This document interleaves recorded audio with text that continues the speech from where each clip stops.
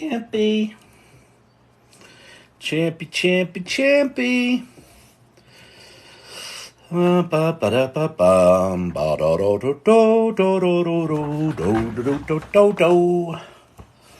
Welcome. Happy Saturday night. It's Saturday night. Do you know where your children are? Sherry D, what's happening? Howdy. Sherry D slaying it in the image generation. Becoming quite the artist. Very cool. Dr.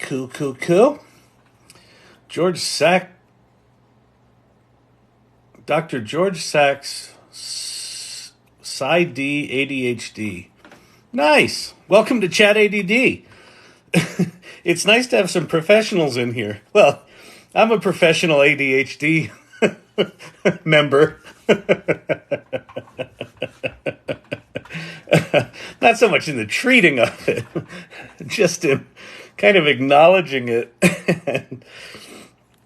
Actually, I mean, I as I've gotten older, the thing I've done with ADHD is stop trying to fix it, and it's gotten much better. It's like once you realize, oh yeah, I'm never going to be good at that thing. It gets a lot easier. Oh, man. All right. So, as we get started here, happy Saturday night. I'm a professional delulu. Hey, everybody. Be not afraid. Welcome. It's good seeing you in here pretty regularly. You're an irregular now. Be not afraid. Or if are you on the Salon Discord? If you're not, you should join us over there. You ask good questions. Good questions. It's very good. Oh, hey, Mark. Oh, hi. This cool image here. Isn't that cool at 45? That was from Ted Looks at Life did that in the Salon Discord. It's so cool. And the song is You Can Make Money with ChatGPT. You can make money with ChatGPT. Isn't that awesome? So if you would share the live, what time is it? It's just turning 8. So I've been putting out those countdown timers. I don't know if they're worth putting out, but whatever. I'm trying TikTok's stupid shit. Put a sticker on it's got a countdown. I don't know if it actually makes a difference, but if it does, cool. Can you get the irregular title now? Be not afraid. What's your Discord handle? I'll give it to you right now.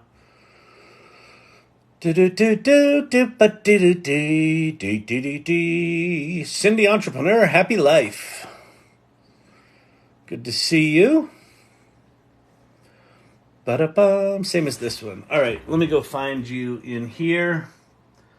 Oh, wait, I can't do it there. Hold, I'll do it over here. Be not afraid.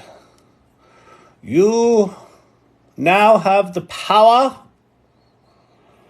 You are an irregular. Poof! See, it happens just that quick.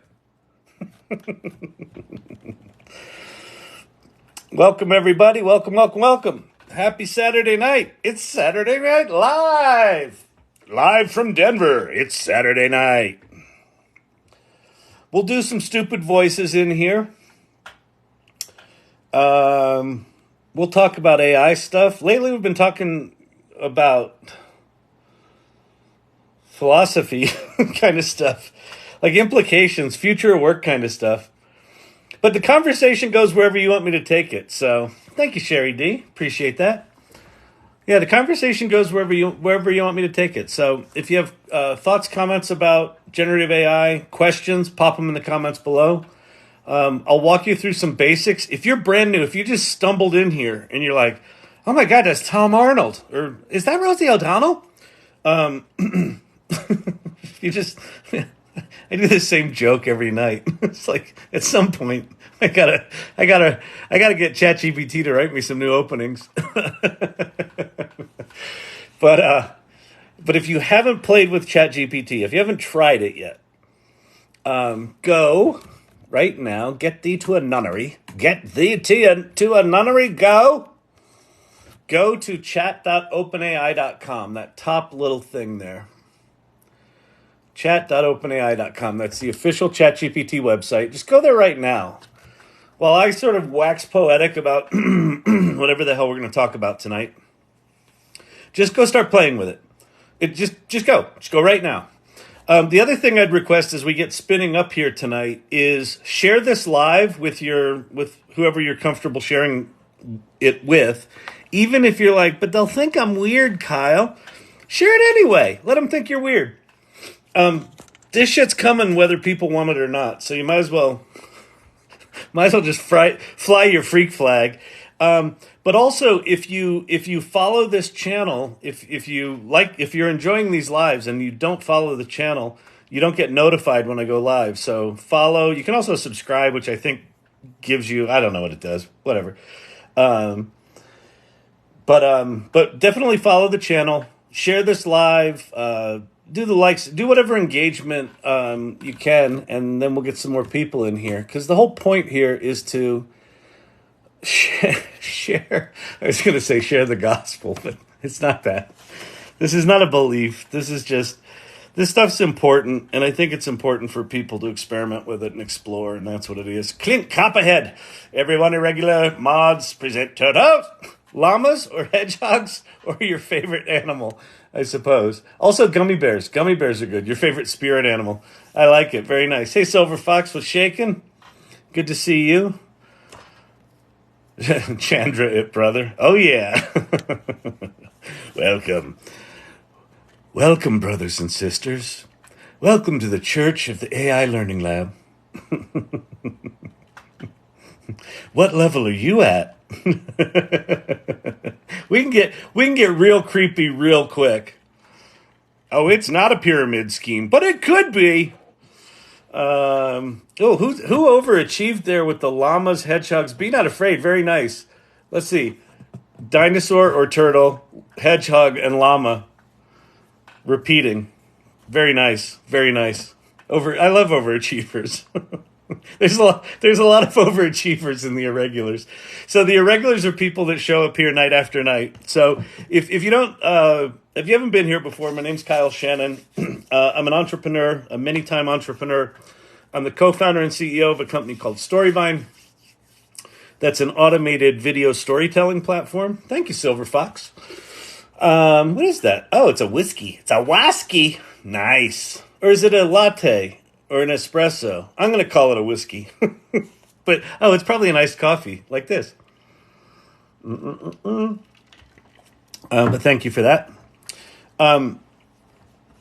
So my company Storyvine is an automated video storytelling platform. We've now got sort of an expanded product vision thanks to generative AI. I've been digging into this stuff for about the last 2 years. And this channel's been around for coming up on a year. And I've been doing these lives now every single night for, 2-3 hours a night for the past 4 months. Because I'm crazy. And it's really just a free-flowing conversation. I'm trying for level 20 now, Kyle. Exactly. Clint Copperhead. Clint Copperhead's an overachiever. What you're really shooting for, Clint, is level 33. Level 33's the big unlock. Share Bear, thank you for the gummies. Very nice. I like a gummy. I live in Denver. There's a lot of gummies here. Hey, Digital Gods, what's happening? So, hey, Pate, good to see you. If you have questions, pop them in the comments below. We've got mods in here that will raise the question, or sort of pin the questions. I'll also go through them and try to answer things as we go along. Why don't we get started? I'll show you some things. I'm going to give you a pile of URLs to explore. Explore. These are things for you to explore, okay? So these 4 are what I call the adult table. These are the biggies. So ChatGPT you've heard of, but if you haven't played with it, go there right now. Go there right now. Don't mess around, just go. And then if you have played with that, but you haven't explored these other things, they're worth exploring. So Bard is Google's entry. It's okay right now. It's going to get really good as soon as they release Gemini, which is apparently sometime this month. Claude is a big competitor. It's created by some ex-OpenAI people, a company called Anthropic. And the big deal about Claude is you can put very large prompts in, like 50,000 word novel. You can just paste it into the prompt of Claude and ask it to write you an epilogue of that novel or whatever. It's really quite capable. ChatGPT 4 here is still the best. There's nothing really close to it right now, and they just added so many new features that I strongly recommend paying the $20 a month to them. I'm not affiliated with them. I don't get any commission. I should, assholes, but I don't. This channel is effectively a giant ad for those guys. And then Bing is Microsoft's entry into this world. It's basically built on top of GPT-4. And it's not bad. Bing wants to be really good, but the lawyers got to it, and its safety guardrails make it suck right now. So it'll get better. Pi, really interesting company called Inflection. They just raised $1.3 billion. And the Pi app, the iOS app, you can put it in conversation mode. It's really quite good at conversations. It's actually better than ChatGPT's conversation mode, which also just launched. And then you got perplexity.ai, which is really good for research. And then labs.perplexity.ai, you can play with Meta's Llama 2 models. You can also play with Meta's Llama 2 models at Poe.com, which lets you play with a lot of different models. So that's interesting for that reason. Okay, so screenshot those. Screenshot this one. This is the image generation stuff that I think is worth playing with right now. There's one missing from here, which is Leonardo.ai, but this is plenty. DALL-E 3 is remarkable. It's now inside GPT-4, so if you pay for ChatGPT Plus, I'll demo that in a bit. Midjourney is kind of the best from an art quality standpoint, but the other ones are catching up. So very, very interesting stuff coming down the pike. Ideogram, I should probably replace Ideogram with Leonardo. I think I'm going to do that. Let's do that right now. Look at this. Leonardo, I think they're independent. And then is it Leonardo.ai? I think it is, but let's go figure it out. Leonardo.ai. Yes, it is. All right. So, edit. Leonardo. Why is he just typing this live? Shouldn't he have done this before he came on here? What are his qualifications? Leonardo.ai. Is that right? I think that's right. All right. Nope, that's not right. I knew something was wrong. Edit.ai. Not AO, AI. Okay. Yeah. So go there. Why go there, Kyle? Because the reason I got rid of Ideogram is that it has effectively been replaced by DALL-E 3, which can do text. And that was the reason Ideogram was so exciting, was that it could do text, but DALL-E 3 now does it really good. It sits live inside Bing. It also sits inside ChatGPT 4. And you can also do it on the ChatGPT app, at least on iOS. Leonardo's built on top of Stable Diffusion. This is a really powerful and decently intuitive front end to Stable Diffusion. So you don't have to go installing shit on, Google Colab. It's just a website that works. And then the Adobe products, Firefly just went into version 2, and they just announced a whole pile of AI. Like, Adobe's going all in with this generative AI stuff. So they're good. I'm trying to think what else. I'm going to skip some things tonight just so we can get started on the question and answer session. So the Salon.ai. So This is a community I started last December. We meet every other Tuesday, and we have a Discord server. So tonight I'll refer to the Discord server, and sometimes people are in here. I'll talk about making an image. They'll share images on the Discord server. That's what I'm talking about. So if you go to the salon.ai, there's a link tree there. There's a link to the meetup. There's a link to the Discord. It's all in there. So go do that. And then what else do we want to talk about? I think that's it. We'll get started here. So you tell me what you want to do, and we will figure that out. Have you ever noticed anything strange when you ask a question with logic conflicts? You mean with ChatGPT? I don't know specifically what you mean with a logic conflict. Let me go ask ChatGPT what the hell a logic conflict is. Come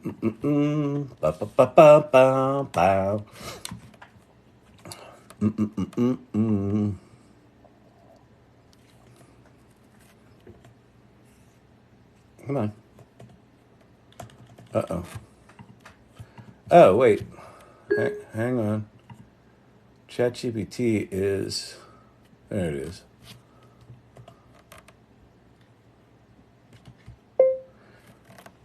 Can you describe to me what a logic conflict is and how I might write a prompt to give to you to see how you respond to a prompt that has a logic conflict in it?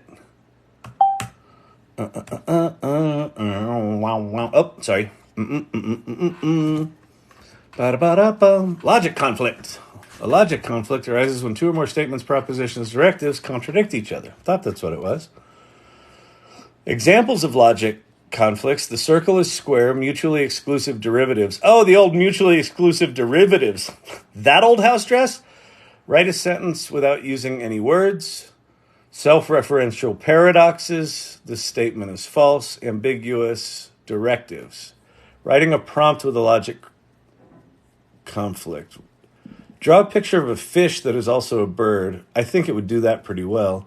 Describe a color that is both entirely black and entirely white. Write a story where the protagonist is both alive and dead at the same time. I feel like I could handle these, but if you've got a specific prompt you put in there that kind of stumps it, let me do a new chat. I'll do it in GPT-4 since it's theoretically smarter.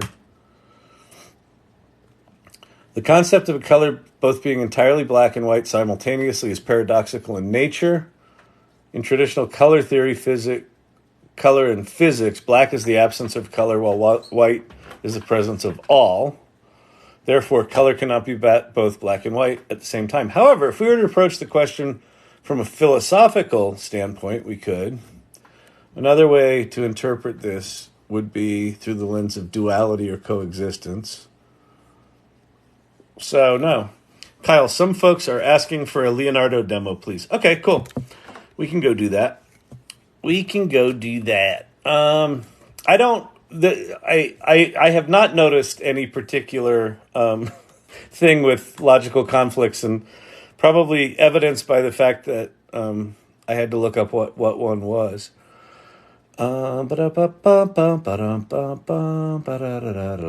Leonardo.ai. Okay, so if you say launch app, bow. Upgrade to become a true alchemist. Your Leonardo trial has expired. Not now. Introducing Alchemy V2. Okay. Am I logged in?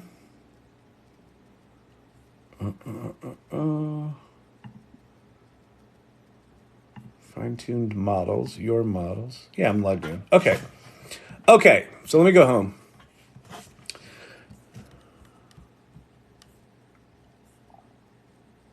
So they've changed some things here. Hang on. Let me go change some stuff. Your username, user API, account management. One of the weird things with Leonardo is it's got really bad dark mode support. You can't read anything. So let me go flip my system settings to light mode, because I think it's just going to make it less annoying. Light mode. And then let me reload this. No, it's still doing it. I don't know. I don't know why it's so weird.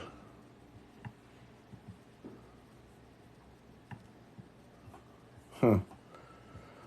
Okay. So, the thing about Leonardo is that there's a lot going on here. So one of the good things about Stable Diffusion is that it's got a lot of features. One of the bad things about Stable Diffusion is it's got a lot of features. So Leonardo does a decent job at describing, at capturing those features in a decently intuitive way. There's still a lot going on here. So, okay, so when you first get here, these things across the top are basically styles. So in Stable Diffusion speak, they are. Why can I not slide them left and right? Hang on a sec.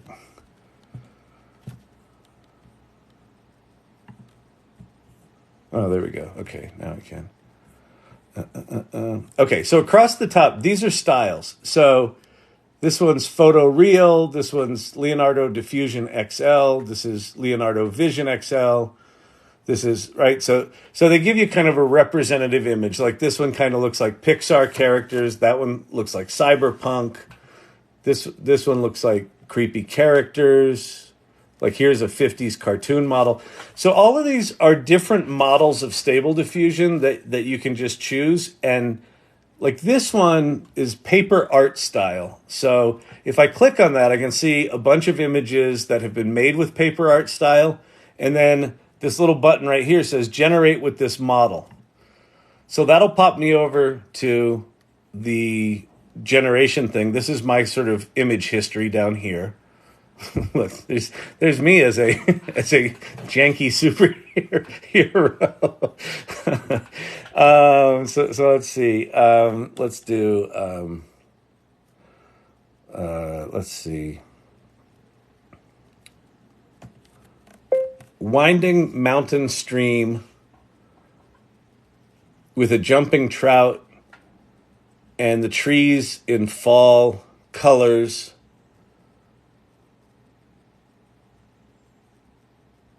And a bear walking down a path near the water.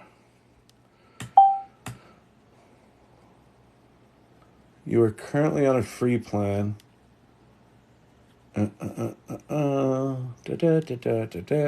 So, wait, hold on. Let me turn off V3 of alchemy. Apparently you got to pay for V3 of alchemy. Is that going now? Yeah, now it's going. Okay. So they've got some fancy ass version of this now. So what they're doing is, oh, that was quick. One of the things they did was speed it up. So this kind of looks like, that paper art style, and those are decent mountain paths. Do any of them have bears in them? No, that one does. Well, it's sort of a bear platypus manatee. It's like a walking manatee rather than a bear. But anyway, so you can use those models, okay? So now let me go back to the beginning. The other thing you can do is they elevated the generation prompt thing right here. Or is this search? I think this is just search. So I guess I can filter. So here's trending. Here's new images. So I guess this is what people are doing right now.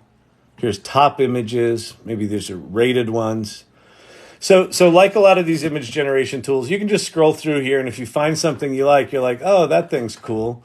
So someone did a car artwork of T-shirt graphic design. That's awesome. So I can say generate with that, and I can come in here and go 69 GTO Judge. We'll see how quick it does me up a 69 GTO Judge T-shirt. Although I did kind of kill the prompt that was in there. Yeah, it just did. Because I killed the prompt, it made it a photograph. But this is still pretty good. So you can do that there. let's see. There's a community feed, which I think is what this thing is down here on the bottom. There's a personal feed, which is your stuff. Then there's training. So so you can train your own model. This is one of the big deals about this. So here's a training set. So if I say edit this training set, this is a bunch of photography that I've done of dramatic clouds and skies. And I've got a particular way that I edit them, and they've got a look and feel. So I put in things that I felt were representative of that. I then built that into a model. And so over here, there's the training and data sets section, which is where you create your models. And then there's this thing called fine-tuned models, where you can go use a model.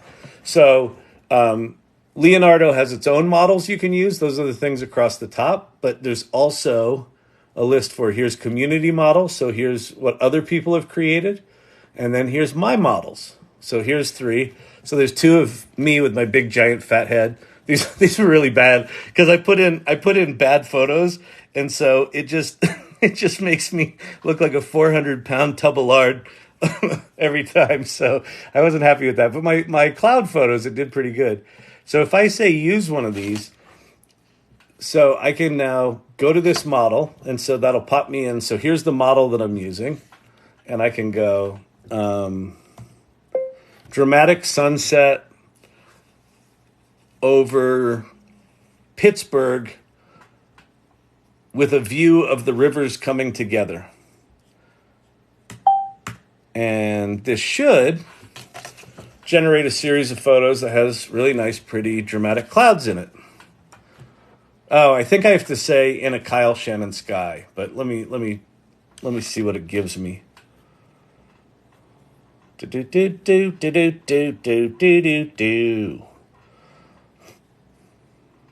Yeah, so there's some beautiful pictures of Pittsburgh with clouds that kind of look like the stuff that I do, right? So, and it goes much deeper, but the basic deal is it's a lot of the features of Stable Diffusion without having to go install this on a sort of command line interface or a Google Colab notebook, which if you want to geek out, you can do that. There's lots more you can do. But if you just want something it's got a decent amount of dials and switches, you can also upload images to use as a source image. This kind of competes with Midjourney in some way, with the DALL-E 3 stuff in some way. But so actually, let me go show you now. So I think this is a really good example of where image generation has been for most of this year and for most of last year. And look where we're headed. Okay, so I'm in ChatGPT right now. And within ChatGPT, there's this mode called DALL-E 3, right? So this is the new DALL-E 3 image model. But look at what happens here. Rather than having all of that crazy interface, all that stuff we need to do, finally got my free HeyGen sample translation video back days later. Yeah, I know. It's there. If you're doing free image or free video translations on HeyGen, it's definitely days right now. They're a little busy. So, there's some cool images coming into the Irregulars channel on the Salon. I'll show those in a second. Okay. So there's really no interface here, but there's this powerful image model sitting underneath this. And so what I can do is I can go,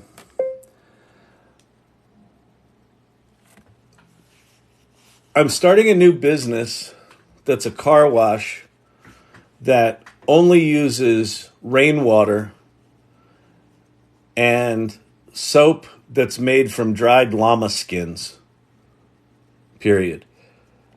I don't have a name for the business yet, so maybe you can help me come up with a clever name. What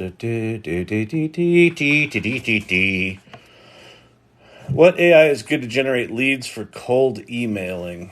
I don't know right now on that one. DOS backup. Go check out futurepedia.io and see if there's anything there for sales. There's probably something that's been built for that. You could likely do it with one of the, now that ChatGPT is connected to the internet, and now that, Bing is and Bard is, you could probably go do something. All three of them kind of have safety guardrails around people. So there's probably not going to be a great solution right now, but there might be a standalone service. And I would imagine that there are sales lead kind of companies out there that are putting AI on top of their systems. So there's probably something specialized for that. I don't know of a specific thing. All right, Eco Llama Splash, Nature's Llama Gleam, Rain and Llama Radiance, Llama Drop Eco Wash, Pure Llama Rain Rinse, Llama Mist Natural Clean. These are all close. Can't we try some alliteration with the llama? Let's see if we can see how many L's we can get in the name. we can do this. Come on, ChatGPT. Absolutely, alliteration can make a name. Llama Luster. There we go. Perfect. Okay, Llama Luster it is. So now I'm just gonna say, Llama Luster it is. Now I need a tagline, not lol molester. Come on, ChatGPT. Really? Lol molester? Llama Luster it is. Oh, man. Man alive. Get me in trouble. I can't see the text against the white background. Here. How's that? Is that better? Nature's shine, echo front, pure rainwater, pure radiance. Nature powered, where llama luxury meets eco elegance. The natural way to a brilliant day. So I'm just going to say, okay, I like number 9, period. Can you now give me 5 different creative concepts for a grand opening poster that we can make, period? I don't want you to make the images. I just want you to give me 5 concepts, and I'll choose one. So what I'm effectively doing here is kind of like creative directing, or doing creative strategy or marketing strategy or brand strategy, right? So I'm starting out going, I've got a project I want to do, and I'm going to make images for this. Now, I could come in here and just ask for an image, but I'm purposefully not doing that because I just want to compare the experience of what we just did over in Leonardo, which was super kind of geeky and technical, to this. I'm just asking it for shit, and it's helping me ideate, right? Like I've got ChatGPT in this case is acting as a creative collaborator. The llama landscape, no. The rain dance celebration, I like that. All right, we're going to go with that. Llama's Day Out. So what was that, number 2? Okay, I like number 2. I'd like you to create a grand opening poster that prominently features the name of the business, includes the tagline toward the bottom, and makes a very compelling image for what the business is going to be. I don't know. That is purposefully a crappy client directive, which if you've ever worked with clients, that's a pretty good one, actually. The fact that I had any point of view as a client is a little miracle. Joker's making Ira Glass images. This dude totally looks like Ira Glass. Did you ask for Ira Glass? That's pretty funny. Doesn't he look like him? That's really funny.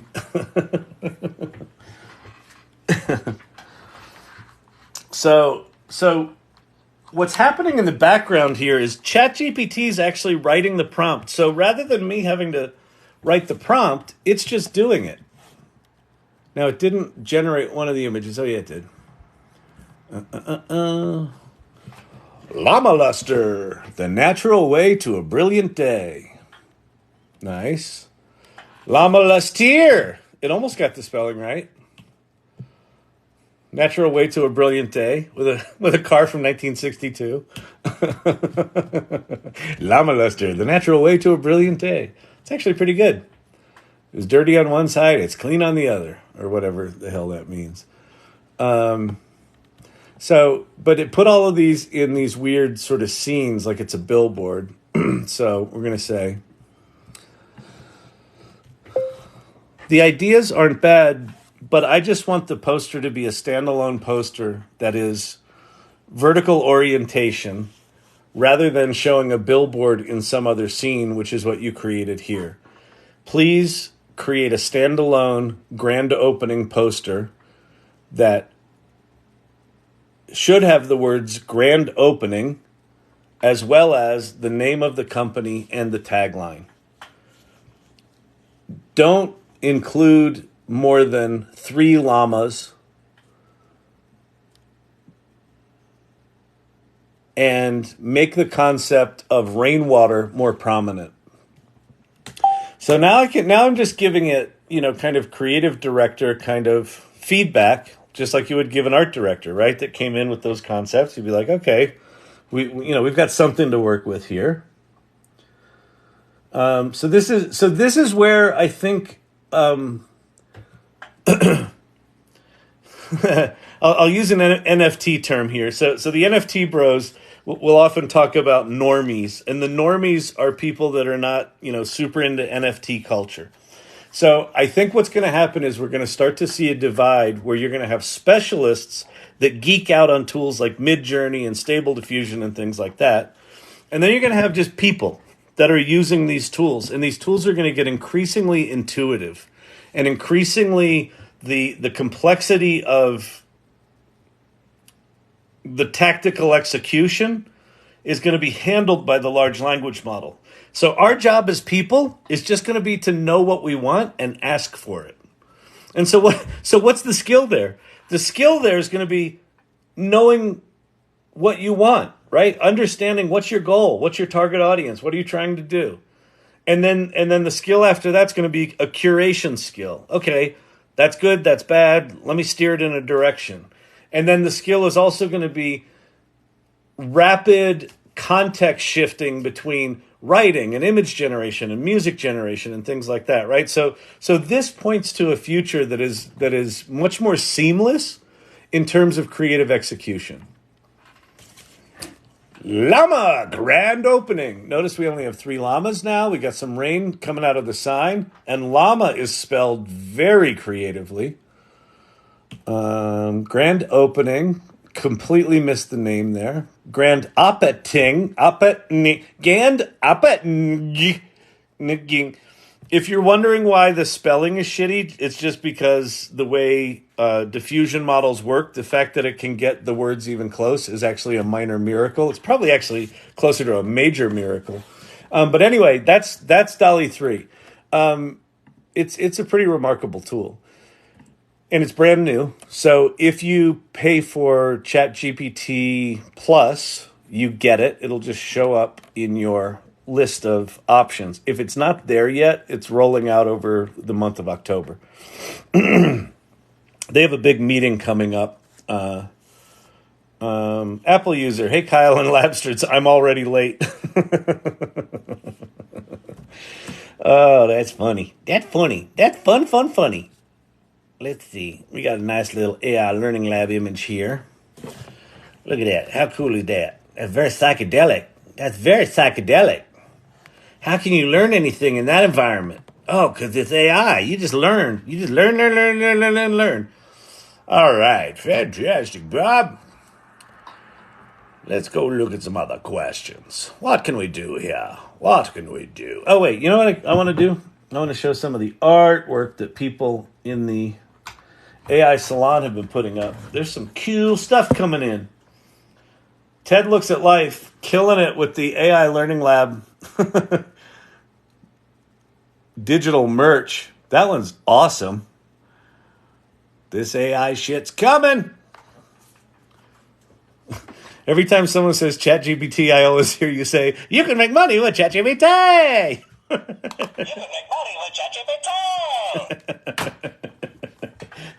Thank you. Think. I'm sorry.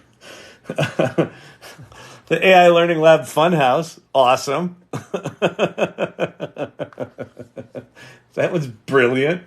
Who did that? Joker? Was that Joker? Oh, that was Sherry D. And then Joker did the Ira Glass, the Ira Glass AI Learning Lab. But look, AI Learning Lab is spelled correct. That's pretty special.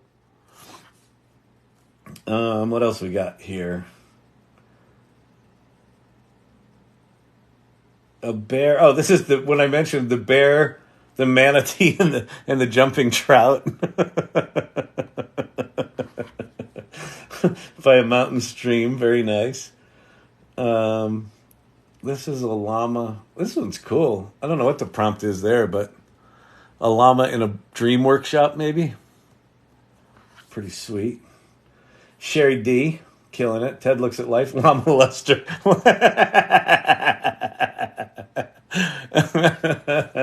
Touch-free cleaning. That's awesome. Your llamas will not be molested. Oh, man. Oh, this place is cool. All right, so, you know it's funny. Hey, those images are funny. But one of the things that's been striking me a lot lately is that I think work is going to get more fun. And this might be a short-term thing, but one of the things we've talked about in here is that the friction between an idea in your head and the expression of that idea, the friction of that is going to zero. And we're already experiencing it here. Like, as I'm talking ideas and saying stupid shit, people are taking those ideas, popping them into DALL-E 3, generating images and sharing them. And it's kind of like work and learning as entertainment. And why is that happening? Because these tools are so fast and so powerful that rather than having to go get a 4-year art degree and spend another 4 years learning how to use Photoshop in a competent way, and then another 4 years or a lifetime getting good at, illustration or image generation before you can manifest an idea visually, you can now just ask for it, and there it is. And it's like that with every tactical execution, whether it's coding or writing or consulting or project management or like all of this stuff. We're just going to be able to ask for things and bang, there it is. So rather than having that frustration of, oh, I have this idea, and then realizing, oh, shit, I don't have the education or the skills necessary to bring that idea to life. So I either have to raise money or partner with someone who does have the skills. And if I don't have a big network, if I didn't work in an agency or have a big network, that's tough. And now all of a sudden you can have an idea and go, your initial instinct is going to be, oh, I don't have the skills for that. Oh, yes, wait. I wonder if AI could do that. Oh my. And so I think that we're going to transition into this place where the more you lean on these tools to augment who you are and what you do, combined with the fact that these tools are getting dramatically better, dramatically fast, I think we're moving into a place where work's going to start to get fun and exciting and like a video game. Except for the politics part. But ChatGPT can help you navigate the politics too. Right? So, kind of cool. Kind of cool. I'm going to leave and try to figure this out.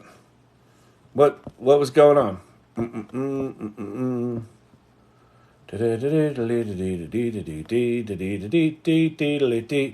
What's going on, T-shirt? Says text bad. My wife is watching football, and I'm watching this. I win. That's awesome, Jim Ross. Happy Saturday night. It's the Saturday night NFL game. Honey, I'll be watching TikTok. What did you do Saturday night? I don't want to talk about it. Yeah. This is exciting shit. Jim Ross is a great guy. He's in here. He's been using this stuff for a while. He's killing it. He just wrote a book. he wrote a book that he's using kind of as a business calling card, and it's working. He got a meeting or something out of it. And I don't know, some sort of something, sales opportunity, just like within a day of publishing his book that he wrote in, I think, 2 hours, Jim? You put that together and then published it, and he now has it in his hand. He can hold it up and go, here's the book I wrote on my industry. How long till we see DALL-E 3 kiosks at the mall, print, frame Christmas gifts? Bam. So I'm actually an advisor to a company that's doing that, Ted. Not kiosks in malls, but that exact kind of thing. We're using Stable Diffusion right now, but we might move to DALL-E because you're going to be able to call it just like you could call DALL-E 2. And I would think you probably can do that right now. I just haven't looked into it. Wondering about how we advocate for higher money because of this unique skill set and self-driven upskill. I think that will naturally happen. So Kavruno, I mean, you're already killing it with this, right? So one of the things I talk about a lot on the lab here is, number one, get curious. Number two, get adventurous. Start playing. And number three, talk about it. Talk about it. Post it to your LinkedIn. Talk about it at dinner with your family. Talk about it when you go out for drinks after work. Talk about it at work. But Kyle, they're going to think I'm a weirdo. Fuck them. You are a weirdo if you're playing with this stuff right now, because we're very early. So there's a lot of fear right now. There's a lot of misinformation. There's a lot of bad assumptions about what these things are. So what ends up happening is if you get curious about this stuff and start playing with them, what you realize is, oh, they're not as scary as I thought. And then at the same time, they're way more profound than I thought. Both of those happen. So you kind of have this intense kind of like, oh shit, this is actually a big deal. You have that moment. And then you start playing with them and you start sharing it with the world. And what's going to happen, Kavruno, I think, is that, okay, I've talked about that. You've seen me sort of talk about this before. I can't not talk with my hands, so tough shit. So the generative AI industry, for lack of a better term, it's kind of as broad as saying the internet industry, right? The internet is kind of ubiquitous and everywhere. AI is going to be like that too. So, but right now it's a fairly discrete, distinct thing, right? It's very, very skinny, and it's about to do this. It's about to sort of expand out and just get really big and really ubiquitous and be everywhere. When it starts to do that, and it's probably starting to do it now, there's going to be an increasing demand for anyone that knows fucking anything about this. And so I think that we will all, anyone who's let's just call it AI literate to some degree, I think we will all be able to either have side hustles where we talk about, we do workshops, we do education, things like that. It doesn't even necessarily need to be sort of a side hustle where you're charging money for that. It could be you're doing those workshops within your company, which I know you're doing, Kavruno. And at some point, it's going to be clear that people are going to need help for people that know what they're doing. So if you've established yourself as a thought leader who's AI literate, there's just going to be opportunities sitting out there. I'm shy, but all my coworkers know I'm the AI guy. See, Tired Runner, it's perfect. And listen, you don't need to be me, right? You don't need to be like, hey, AI, it's awesome. Join my little lives. You don't have to be that. You can be one of the quiet guys, but still talk about it, right? And one of the things, Tired Runner, that you may have the opportunity to do is make this AI stuff low key. and less scary for people because there's a lot of fear. One of the comments last night was someone said, as they've been talking about this stuff in their company, they've been getting downright hostility, right? So people are not only afraid, they're angry. So I think taking a low key, shy kind of approach, but just sort of stand in, I'm excited about this stuff. This stuff's powerful. Let me show you how to do it. I think it's going to serve you. They come to me asking for help using Bing Chat. I'm like, yeah, sure. Yeah. And see, that's the other thing is,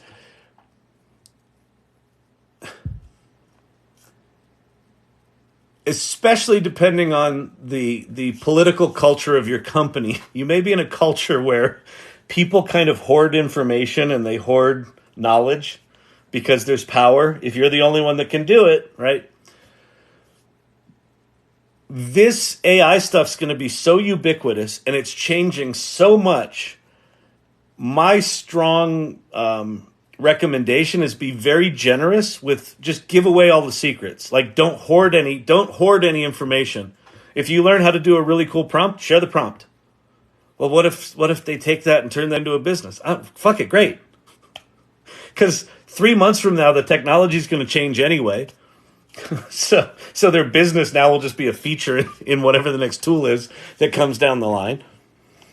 But it's like shifting into what do they call that? A sense of abundance rather than scarcity, right? So treat it like that. So just share, just put it out there. Poe lets you create great bots really fast. Yeah, I agree. The ability to create a bot on Poe is super powerful, and if you're just getting started with your prompting, what's good about creating a bot on Poe that you can sort of put out there is that you'll write a prompt, then you publish the bot, and then you start playing with it, and it'll start giving you crappy answers, and you're like, oh, crap. So you got to go modify the bot, and then you launch it again, and then it'll give you more crappy answers, and you go modify the bot, and eventually you get it to the point that it's kind of doing what you want it to do. That's pretty gratifying. It's a good way to practice your prompting.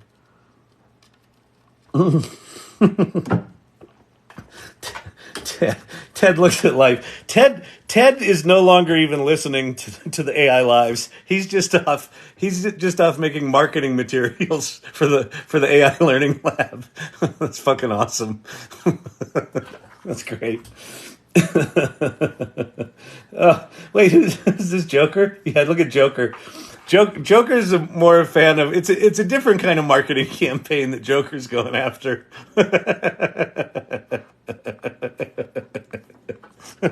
Fling all the poop you can. We'll make more. But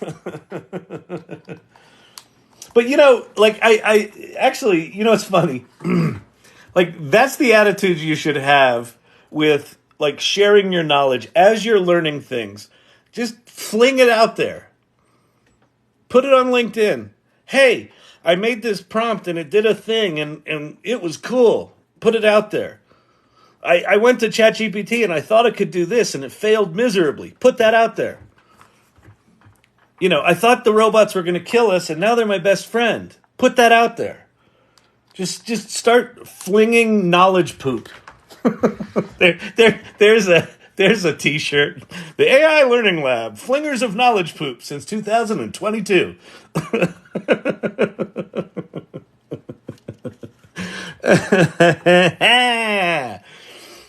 What's the best way to launch your bot? Here, let's go make a little tricks. Let me show you a cool trick I did with Poe bots. Waka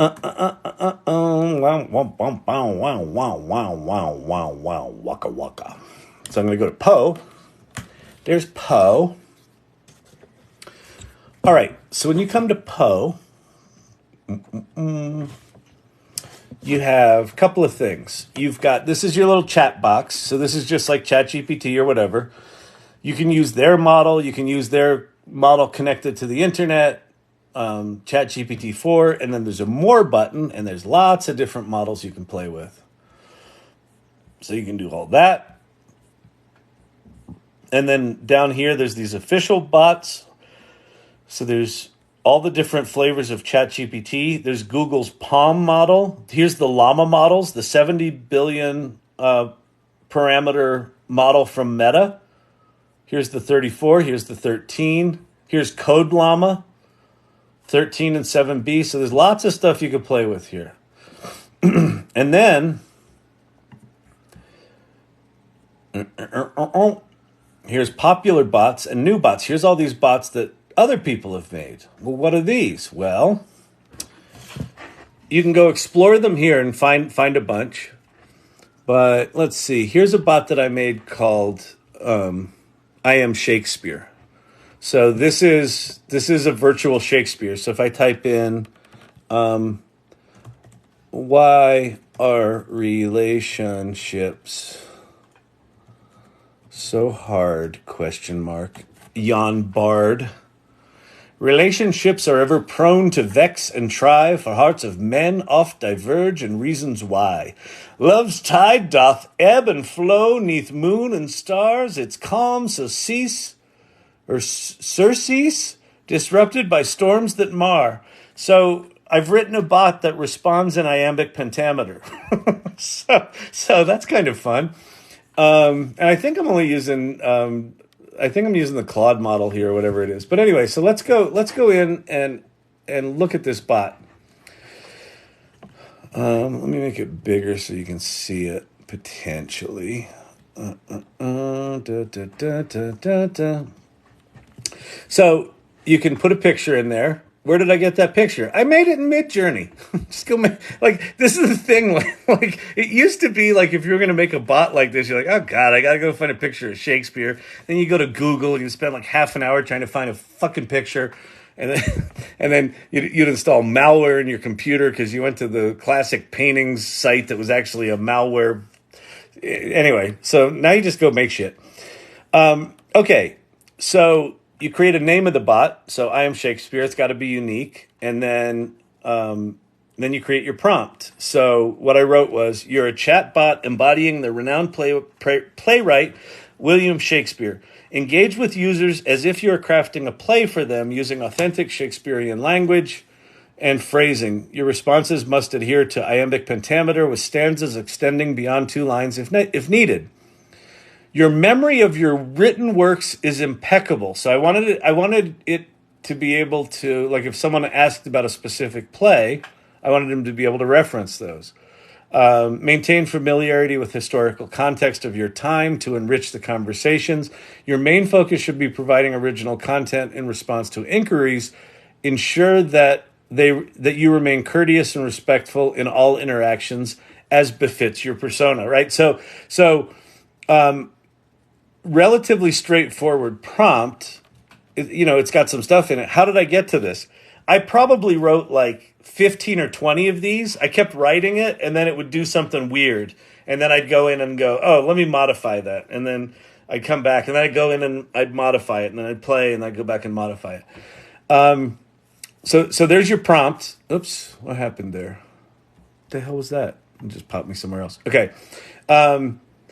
Then you choose your model, right? So you could use GPT-4. You can do Claude 2, 100,000K. So if you wanted to do a bot where you could upload really big documents, you could do that.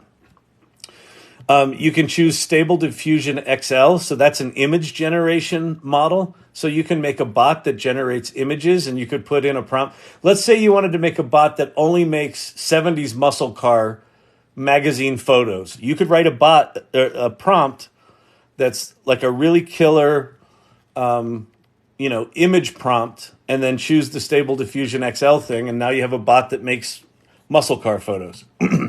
There's a greeting message, and then there's a bio for the thing. There's a bot preview here.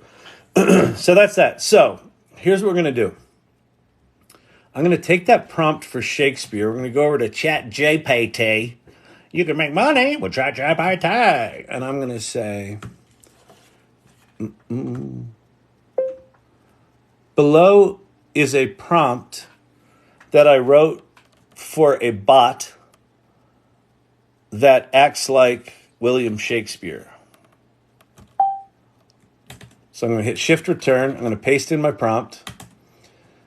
I'm going to say,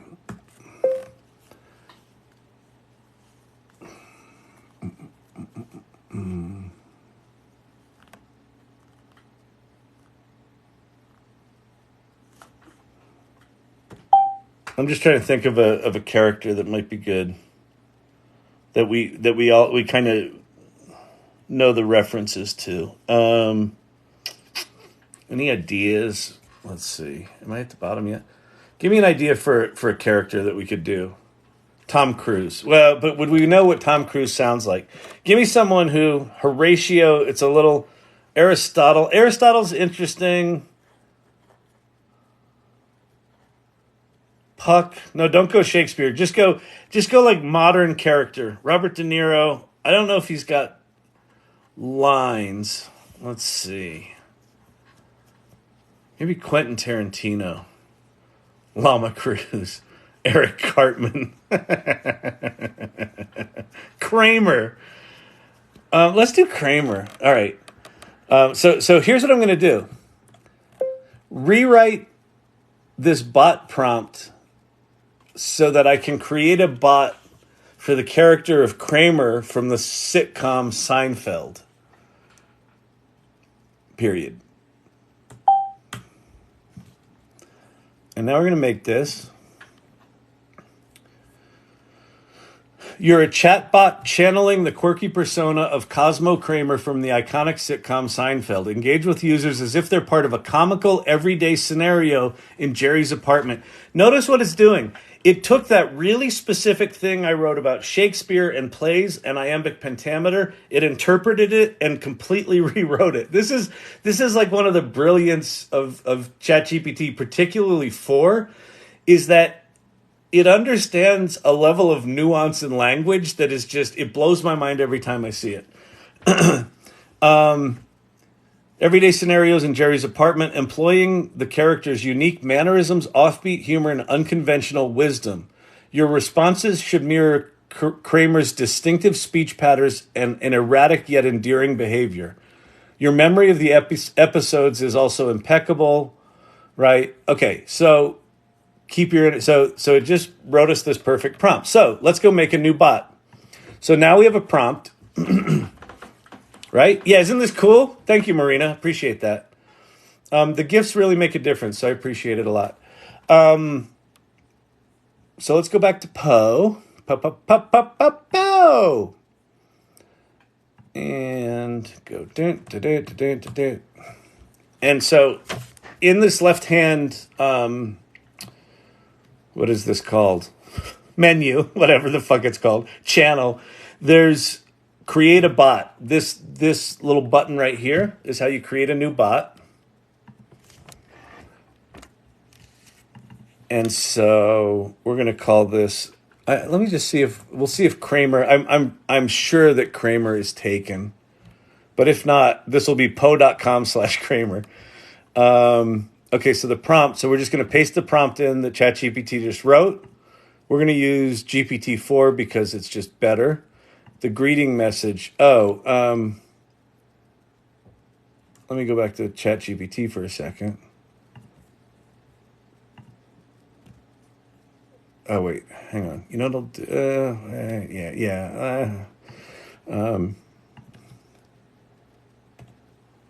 please write a greeting message from Kramer that's a short sentence that greets a person who starts using the bot.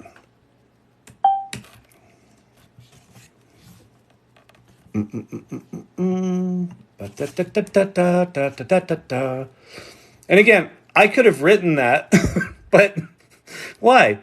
Hey, buddy, welcome to Kramerica Industries, the land of wild ideas and wilder hair. What's cooking? All right, that's fine. Whatever. Is that perfect? No, doesn't matter.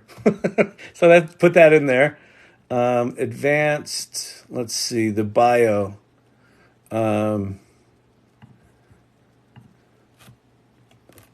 Please write a bio for the bot in the first person and include something that we don't know about Kramer. And that'll drive Seinfeld people nuts trying to find the episode that's in. Hey there, I'm Cosmo Kramer, your hip door busting neighbor. Okay, that's not good. All right. That's way too long, and Kramer should not be aware of his own hipness and coolness. It should be weird, but not self-referential. Oh, hey there, name's Kramer. You've stumbled on my world, blah, blah, blah, blah, blah, blah. Well, whatever, that's fine. So we'll just copy that. It's not great. I would rewrite this if I were actually doing this. So we'll pop that in the bio. Access. We want to make the bot publicly available. If this setting is enabled, it will be added to your profile and will be public available. And then there's also an option here where you can make the prompt available. I'm going to turn that off because I like having these things have a bit of mystery behind them. And then we also need an image of Kramer. So let's go back to Chat GPT. And we'll do new chat. Am I in? No. We'll go DALL-E 3. Create a square image of Cosmo Kramer from the hit sitcom Seinfeld with a wacky face. Let's see what we get. It might not do it. There might be a safety thing. I'm sorry I cannot. Yeah, so ChatGPT can't do it.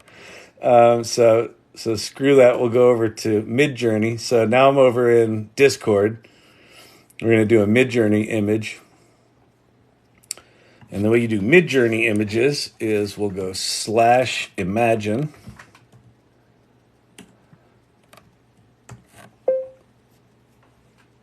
Photo of close-up of Cosmo Kramer's face from the sitcom Seinfeld entering Jerry's apartment.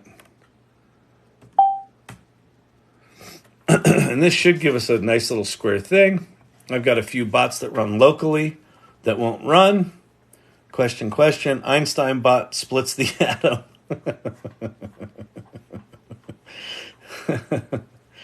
Oh, man.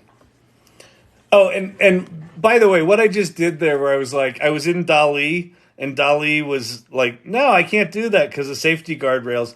You could probably spend some time and work your way around that guardrail. But one of the reasons to mess around with these tools is that you just always run into roadblocks. So if you can just quickly switch between tools and do different stuff, it's great. These don't really look like Kramer, but that's all right. We'll do this crazy stupid one. So these letters here in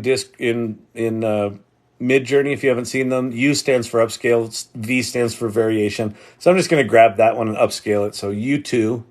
So that'll just give me a big version of this. So there it is. It's Kramer enough. Again, I would spend more time on this if I wasn't just trying to rip through it here. So we're going to save that to the desktop. We're going to go back to Poe. And then we're going to stick our little image in. Desktop, photo of Kramer. So there's Kramer. So we got Kramer now. And we're going to say create the bot. So now we'll go test the bot. Bot handle is already taken. So I'll do what I've been doing. I am Kramer. Ha! Hey there, name's Kramer. Hey, buddy. Welcome to Kramerica Industries, the land of wild ideas. So let's see. Why are relationships so hard? Let's see what he comes up with. Well, buddy, you see, relationships are like the game Frogger. You're always dodging and weaving, trying to avoid oncoming traffic from one log to another. Sometimes you just make it to the other side. Sometimes you end up in the drink. But remember, when I dated Miss Rhode Island, the Miss Rhode Island contestant, well, she was a beauty, but boy, she had high maintenance. So it kind of works. So if you want to go play with it, go to po.com/IamKramer, Kramer, and you can play with the bot. I just did. In fact, what I'll also do, I'll go turn on. I'll turn on the ability to see the prompt as part of the bot, and so you can go copy and paste the prompt. There you go. Difficult. Oh, that's cool. You can continue your last chat. So let's see. I am Kramer. I guess you just go over here. Operated by Kyle Shannon. View prompt. So over here, when you go to po.com/IamKramer, there's little 3 dots here. And the first choice is view prompt. And there's the prompt. So you can just copy and paste that. And then just do what I just did. Take it into ChatGPT-4 and write it. And listen, here's why I'm reticent about just giving out a prompt like that. It's really easy just to copy a prompt and use it, but you don't fucking learn anything. So go make a prompt for some other person and start messing with the prompt and change it. And you'll probably come up with, you can give it rules. Do these things. Don't do these things. If a person isn't a subscriber to Po, can they still use it? I think you can still make bots if you're a non-subscriber. You may not have access to like GPT-4 and the Claude 100,000 token things because those are part of the subscription, but I think you might be able to. It's in Po's interest for people to make as many bots as possible. So, anyway.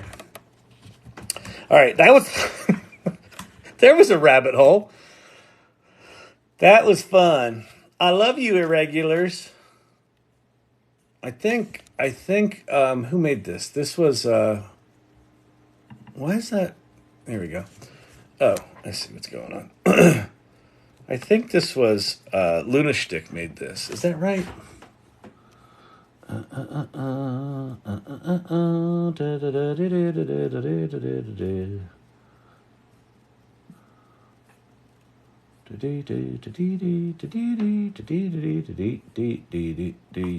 right, I don't know. All right, so welcome everybody. If you're new here, my name's Kyle Shannon.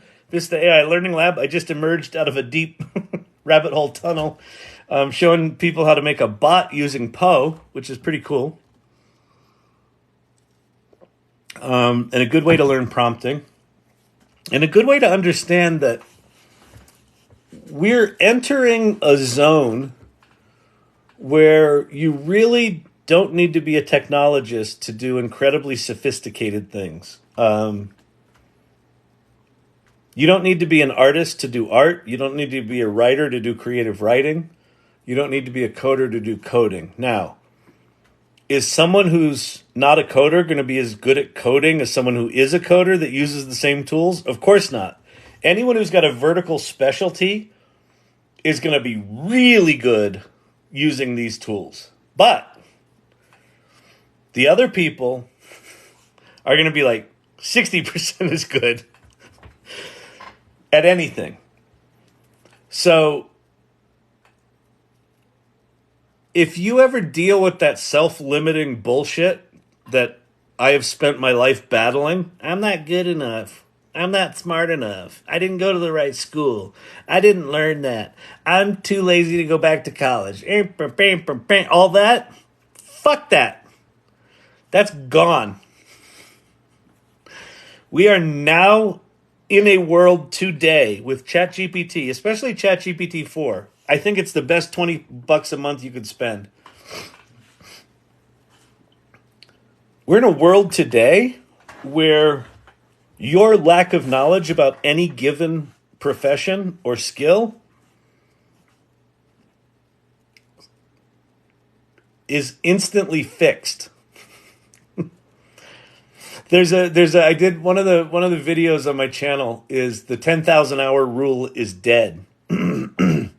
And so Malcolm Gladwell in his book Outliers popularizes this concept of the 10,000 hour rule, which is basically if you want to get good at something, you need to put in 10,000 hours, which roughly is 3 to 4 years, right? You go back to school, or you just commit to something and you're going to fucking learn it, and you learn songwriting or you learn whatever it is, and about 10,000 hours later, you have some level of expertise and mastery. You don't need 4 years anymore. Can you imagine if you spent 2 weeks with ChatGPT on a single subject, how good you'd get at it? I mean, the exceptions are things that require physical dexterity, like playing an instrument or juggling or, some physical thing. But any knowledge work, most creative things, you've got instant access to that knowledge. And you can go from a non-published author to a published author in a short amount of time. You can go from I've never written a computer program to I just launched an app in the App Store in a couple of weeks without having to have money or a programming partner. Well, how do you do that? Just go ask ChatGPT to teach it to you. And it will. It'll write the code for you. It'll tell you how to download, the Xcode development environment and all that shit. Never written a marketing plan, but you're kicking off a new business? Guess what? Now you can write a marketing plan for your new business. What's the name of the new tech that is supposed to leapfrog ChatGPT? It's Google's Gemini model. They're claiming it's 5 times better or stronger or faster than ChatGPT 4, which I doubt. But even if it's as good, even if it's close to as good as ChatGPT 4, holy shit. Because then we're going to have, we've already got OpenAI and ChatGPT and Bing, right? Which they're kind of, cousins right now. And then we're going to have Google that's got stuff that's as good. And then we've got whatever Elon Musk's going to come up with. And then we've got whatever Claude's going to do. So Claude's the ex-OpenAI people. Meta claims to be cooking up some shit that's really good. All the companies are claiming they have stuff that's as good as ChatGPT 4. But no one's hit it yet. But I think Gemini's seems like it's going to be there. I taught my special needs son to program in Python in 1 day using ChatGPT. Ion China, that just gave me goosebumps. In this channel, I do a lot of these silly kind of things. I think access for blind people, special needs people, deaf people, people that you don't speak their language, maybe people that can't speak are going to be able to speak. This shit's fucking profound. It's profound.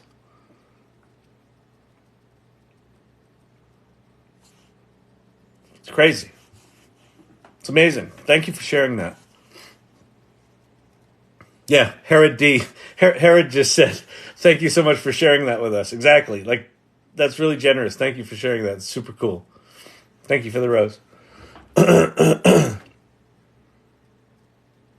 Imagine if you had,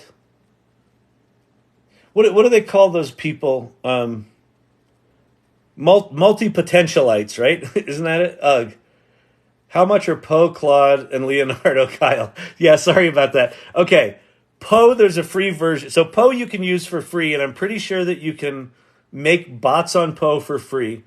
Claude has a free version. They've dramatically limited how much you can use it, but if you just need to do long documents and you don't need to do a ton in a row, then you don't need to pay for Claude. And Leonardo gives you 150 credits a day. Now, when you generate images, it's somewhere between 8 and,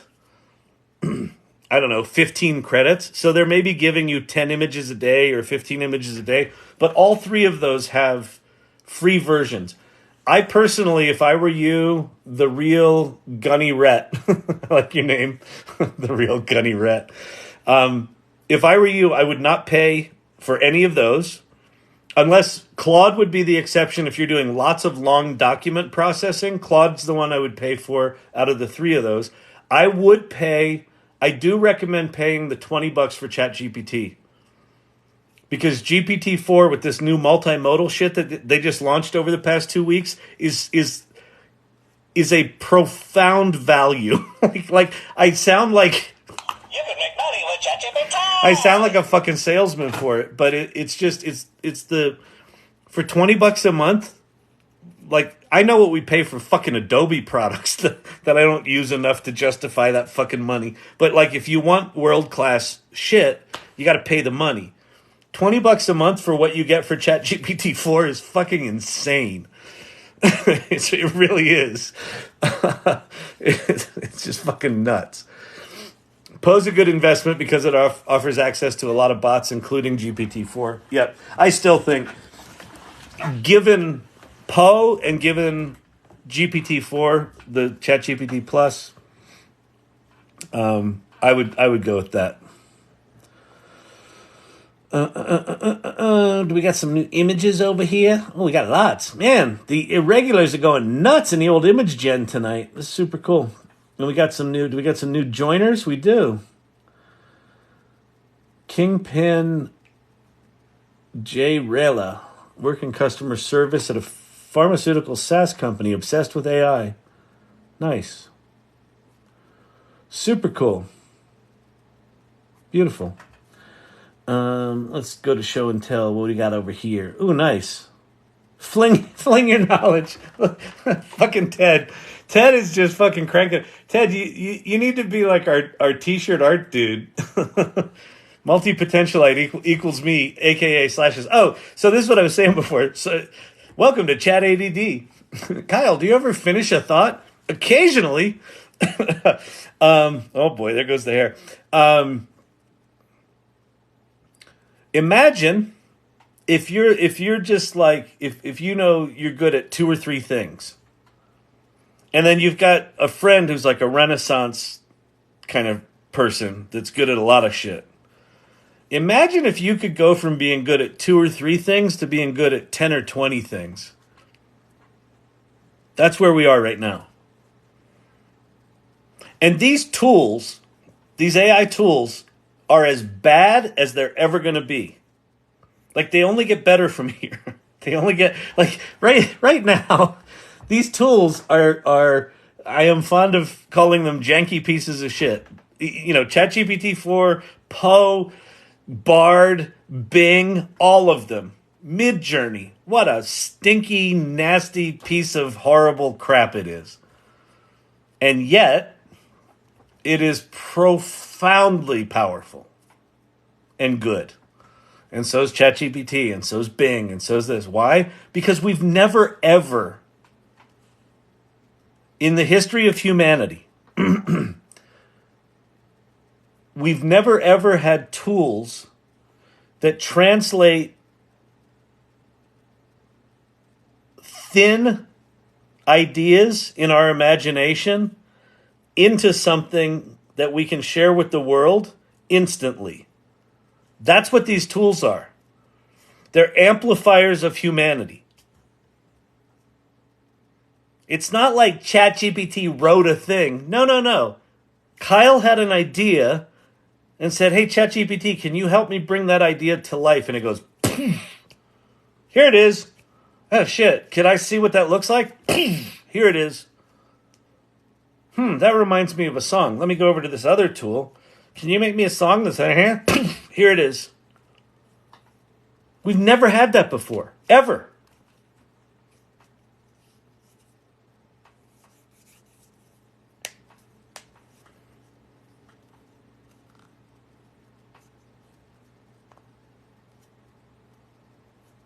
Generating. GPT. The G in GPT stands for generative. Generating. It's not copying and pasting. It's one of the misconceptions about it if you're new to this stuff. And and what ChatGPT did, and why I'm probably going to do a 24-hour live-a-thon on November 30th, which is when ChatGPT was introduced to the world, is that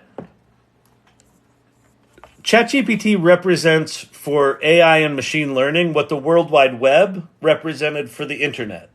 So the internet had been around for decades, but it was all command line, and it was basically the purview of scientists and researchers and librarians and, nerds. And then the World Wide Web comes along and the browser gets invented, and now you can do this. And all of a sudden, the power of the internet was handed to the rest of the world.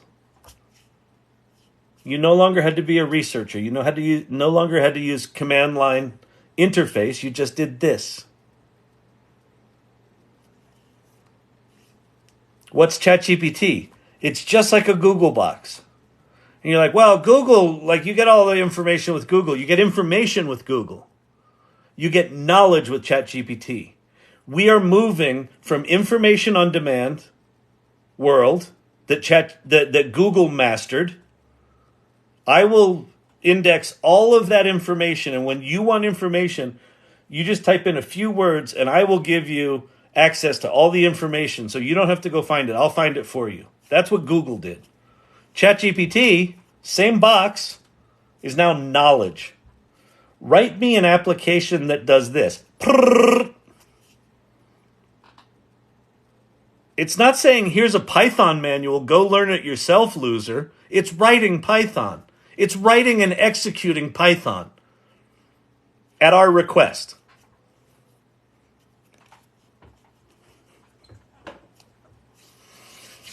Did you read the hidden prompts inside images that are executed when using GPT vision features? No. Oh, did I read about hidden prompts inside images that are executed? I didn't. Ion China. Is there what's the TLDR on that? what's the 411? Give me the synopsis.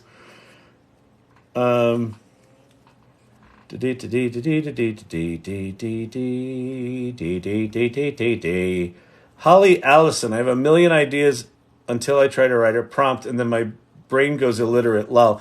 Holly, I have a solution. Okay. So what Holly talks about there is what are the best places to find prompts. I'll talk about that too in a second. I would strongly recommend don't go try to find prompts. I mean, you can. I feel like it's irresponsible of me to say that because there's lots of good prompts out there. There's one called Prompt Mania that's good for image generation tools. There's one called Prompt Base. There's a document that I talk about called prompts.chat. But the prompting thing here's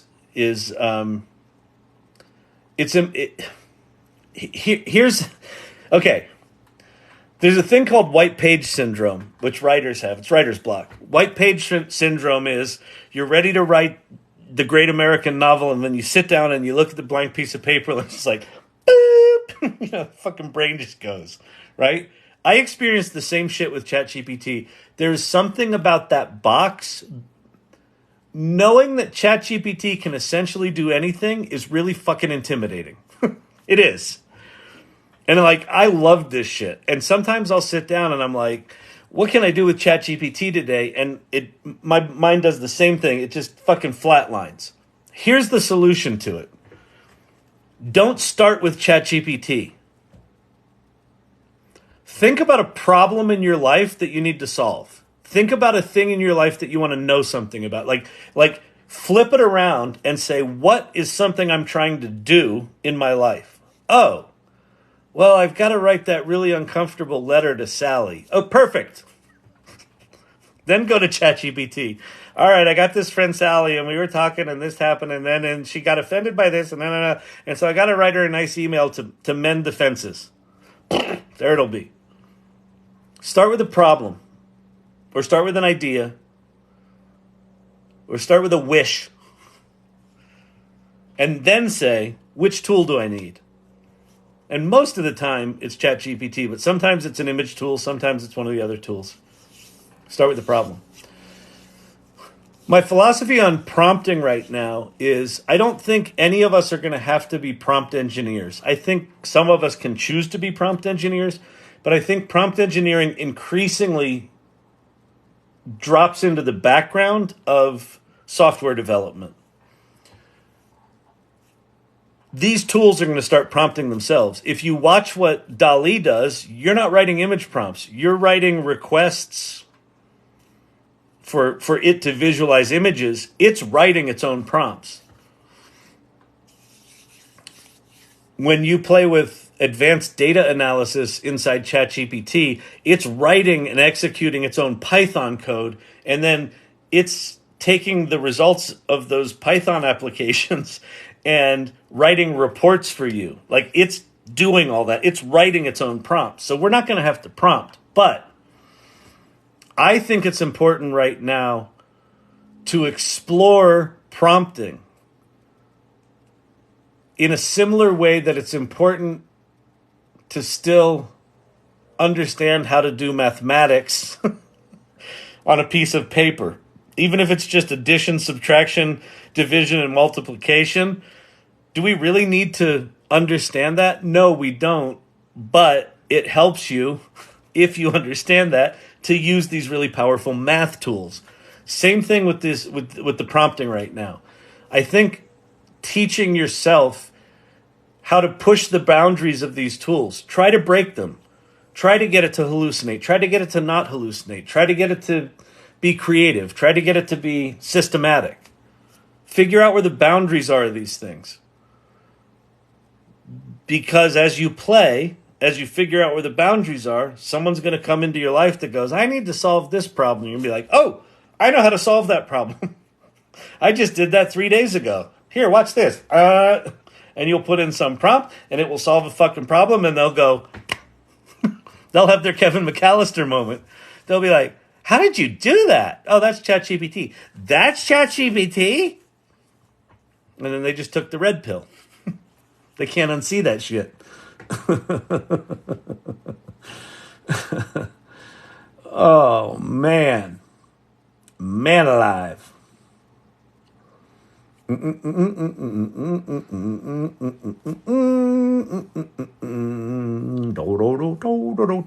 that's really cool. That image from Sherry D. I don't know what that prompt was, but that's pretty flippin' swell. You know what's cool about this? Is people are going to be making art and putting art in the world that people are going to be falling in love with, and the people that created the art were not artists. And the way they think about creating art is going to come from a completely different place than an artist would have come from. And we're going to see all sorts of innovative ideas emerge because you've got people that are expanding who they are laterally, right? If I'm really good at this and I start playing with these tools, I get better and better and better over here. Oh, is that the rabbit hole tunnel? Yeah, that's probably the rabbit hole I was down. It's a llama hole. Yeah, that was that. That's right. Fling your knowledge.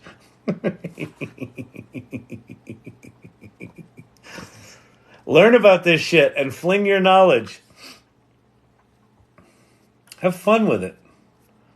If people think you're a fucking weirdo, lean into that. Yeah. Because when I first started doing this, I was kind of like hiding it from work. Like I felt like I was kind of cheating on my company. And I felt like I don't want to talk about this too much. And then I was just like, well, wait, fuck it.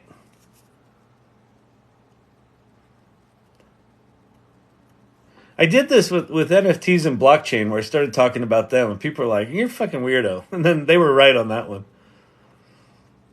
I think the blockchain stuff's going to come back. But what I've experienced with the AI stuff is the deeper I dig into it, the more profound the more clearly profound it is. With NFT stuff, the deeper I dug into it, the more I realized almost all of these projects are complete pieces of shit. And bordering on criminal. And then, people are going to jail. So this AI stuff's the complete opposite, where the deeper you dig, the more important it gets. Was that in the Discord? Yeah, these images. So the images I just showed are in the Show and Tell channel on the Discord. So the Discord is at the Salon. If you go to the salon.ai. Why? Wait, what? Did my machine just crap out? Oh, it did. God damn it. Oh, Microsoft. You and your memory leaking Microsoft Edge browser. Let me quit that. Hang on, I may need to restart my machine. Hang on.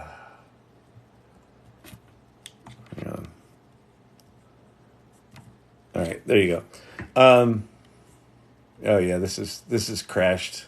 This is crashed hard. Anyway, if you go to the salon.ai, it's a link tree, and there's the first link talks about what the salon is.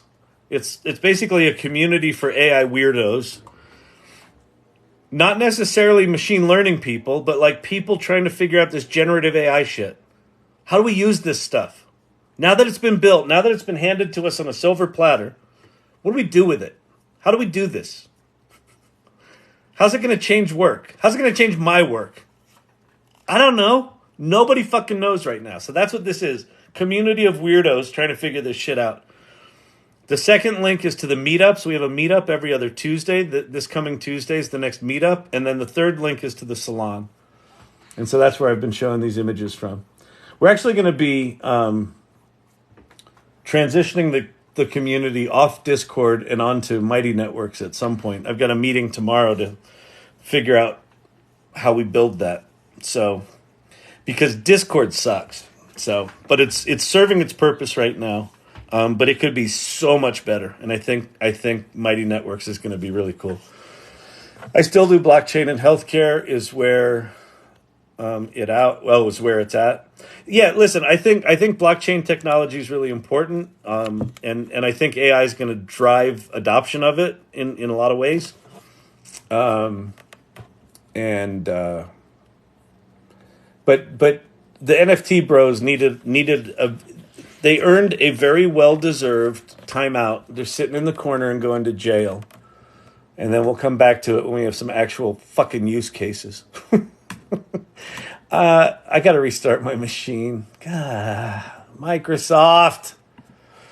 And if you're like, but Kyle, why do you have Edge as your default browser? Isn't that stupid? Shut up. Shut up. Shut up. Kyle, into the Llamaverse, coming soon. That's good. I like it, Will. That felt the same. I ended up creating an unofficial Microsoft Teams chat at work. I had ChatGPT write something. Let the blockchain go, Kyle. It's time. Yeah, exactly. Oh, man.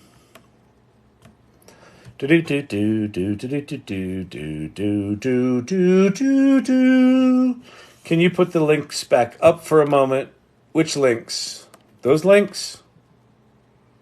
Or the I'm restarting my machine. I'll put the links up. I will put the links back up, Holly. Did you see my posts in Show and Tell? Which ones, JC guy? Are you a different dude in there? Are you the Mandalorian? JPC guy?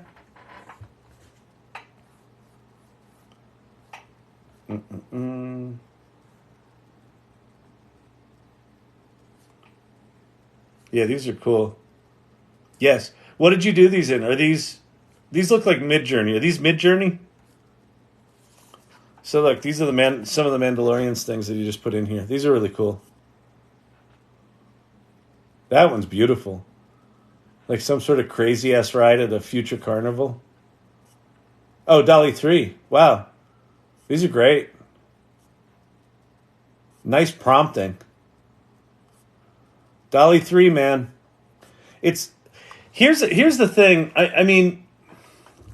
If you do side-by-side comparisons with DALL-E 3 and Midjourney for the most part kicks DALL-E 3's ass in terms of just aesthetic nuance. But it can't do text. And it also requires you to be in Discord. And Discord blows. And it requires you to learn commands and write your image commands like a programmer. And DALL-E 3 just lets you talk. Hey, I want an image of...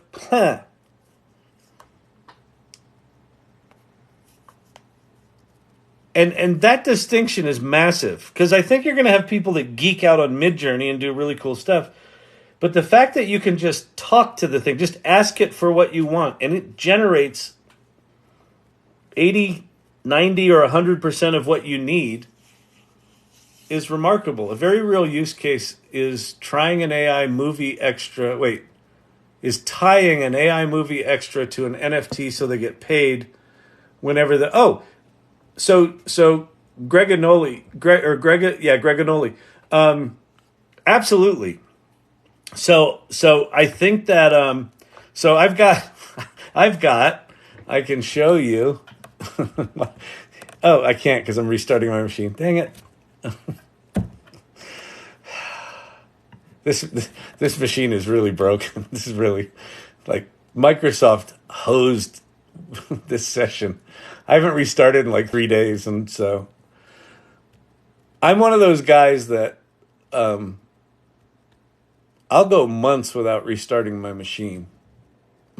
My kids think I'm an idiot, and it never used to be a problem. But when I switched to Microsoft Edge, it's now a problem. I need to restart daily. All right, I'm just going to shut this down. Let me see.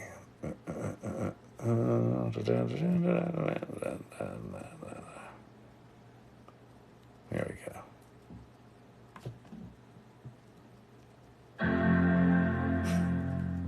Yay! You did it! Go, Apple, go. People restart their machines. People that use Microsoft Edge on OS X restart their machines a lot, apparently. I never used to restart my machines. If we all chip in $1, could you get one that works? A machine? I could, I suppose. This machine's really good. This is a software problem. What I need is I need a 17 petabyte drive, apparently, because I'm all maxed out. I think that's the other problem here. Is my swap disk is, as they say, full. What about minting an NFT of your own logo brand, so any use will lead to your URL? Yeah. So that's what I was saying. So I'm a card carrying member of a World ID, which is Sam Altman's WorldCoin startup that is blockchain verified. Human uniqueness, right? So I'm a unique human on the blockchain. So I've got my World ID that is tied to my retina. And so I think that a system like that, where you could have a person verified and then you could have works stacked on top of that as additional NFTs, works and transactions. And so the ideas that you're saying there, mint your logo, make an NFT of your likeness, and then, anyone can use that likeness, and if they use that likeness, you get paid per generation or per use or whatever it might be. I think that absolutely is where all of this stuff has to go. And I know that there's projects that are working on that with the NFT stuff, but what we have right now with NFTs and blockchain is we have a lot of solutions solving problems that no one really gives a shit about. Not enough to drive adoption. My it's not a theory, it's a hypothesis. My hypothesis is that the 2024 presidential election in the United States is going to be so polluted with misinformation and deep fakes and all this AI generated stuff. It's going to be such a shit show that in 2025 there's going to be a push to solve that fucking problem.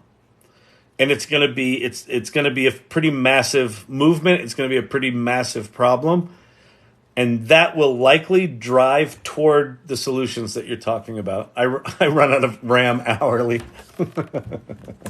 Why did it not restart any of my things? Oh, I guess because I just I restarted after it quit all those apps. Okay, so what do I need to start? I need Keynote. Oh, this is... What'd you do Saturday night? I don't know. I watched some old guy restart his machine and try to figure out what apps he needed to open. All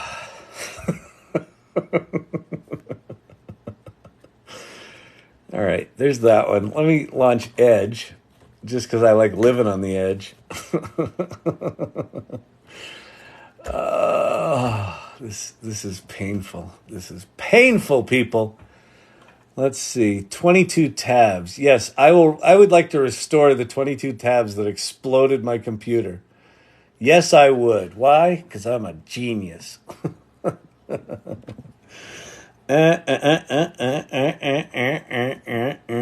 me pin my little things over here. What else do I need? Site is trying to open Poe. I don't want that. Okay. Somebody asked about the links. So the links that I put up before that someone was asking about, these are they. So feel free to screenshot these. At some point, I'm going to get my shit together and put these. Well, I'll just have a single place to go and you can get all these. But I don't have it yet, so you probably should have loaded Microsoft on your Game Boy, Kyle. Exactly, Silver Fox. Exactly. The Game Boy would have crashed less. All right. So ChatGPT, Bard, Claude, and Bing. Those are your big four. Prompts.chat will teach you about prompting. People were asking about that before. I posted a logo example in Discord for whoever was asking. Great, that's perfect. Here's the kids table. Pi is actually, I think Pi is going to be a really powerful app. It's pretty powerful right now just as a conversational bot. Perplexity and the meta models and Poe are both interesting. We've spent a lot of time on Poe tonight. Here's the image generation tools that I think are worth playing with. DALL-E 3, Midjourney, Leonardo, and Firefly are just all the Adobe products right now. They're going all in on AI stuff. The nice thing about Adobe, if you work for a big company, the way Adobe has trained their image models, they haven't trained them on any copywritten work, which means that they're not as good, but they're getting better because they're starting to cut deals with artists. But they're safe. So if you work in a company, the Adobe stuff is probably the way to go. Here are I need to make some of this stuff smaller. How am I going to do this? Oh, fuck. I'll do it offline. For video, you got Runway ML, HeyGen and D-ID down there are kind of the same thing, except HeyGen also has video translation, which is really good. Go to labs.heygen.com. Skybox is text to 3D world. CSM.ai is 2D image to 3D object. I tried one last night, and the 3D object it created was absolute garbage, but whether it's that tool or some other tool, someone's going to crack that. The 3D object it created reminded me very much of where images were 18 months ago, where you could generate images, but they sucked. The 2D object or 2D image to a 3D object thing, right now it sucks. It's going to get really good. So that's one to pay attention to. And then the final list of links here is Futurepedia.io, and there's an AI for that.com. are both directories of like thousands of AI tools. Yeah, Vicky, I tried CSM2 and it's so janky. It's totally janky. It's so bad. But it might not be CSM. I have a feeling it's not going to be CSM, but whatever, it's fine. And then I would follow, if I were you, if you're interested in this stuff, JPC guy, I have a problem. We all have problems, buddy. Unless you have a specific problem, I can answer. But I assume that was kind of a like you need a support group. Oh, that's the other app I need to open is Photos. We'll go to the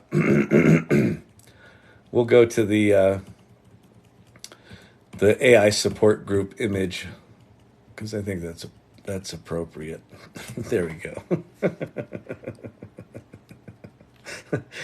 This is what this channel really is. Hi, my name's Kyle. Oh, my drive is completely full. I know, you and me both. It's so bad. It's just like, your drive is full. I'm like, I know, it's been full for a year. Leave me alone. You could delete some shit. No, I'm a digital hoarder. I can't. You don't understand. Just put it in the cloud somewhere. Just be smarter than I am. Oh, man. All right. We'll leave AI Anonymous up there. That's good. I love that image. The llamas sitting around a circle. I checked out Ethan's X account. Pretty interesting. Oh, Ethan Malik. Yeah, he's a really, really interesting dude. Really smart dude. Deletion is impossible at this point. What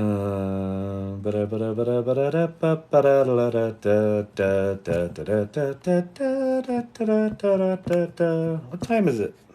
It's 9:50. Hi, people. You having a good Saturday night? Are we having a good Saturday Night Live?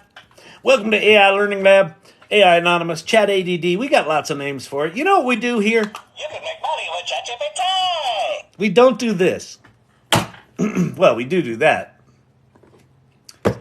But this is not sort of a bullshit, get-rich-quick scheme kind of channel. This is a, holy fuck, this stuff's profound. Has anyone figured this out? No? Oh, God. How am I... I can't breathe. How am I supposed to learn this? Isn't this a lot? I can't keep up. Can anyone keep up? Nope. Welcome to AI Anonymous. Hi, my name's Kyle. I've been on ChatGPT since November 30th, 20th. Hi, Kyle. Every day I'm more excited than I've ever been, and I'm more scared than I've ever been, and I feel like I'm more behind than I've ever been, and I feel like I'm smarter than I've ever been. Is anyone else like this? All of us, Kyle. Medic, exactly. Oh, we got a runner.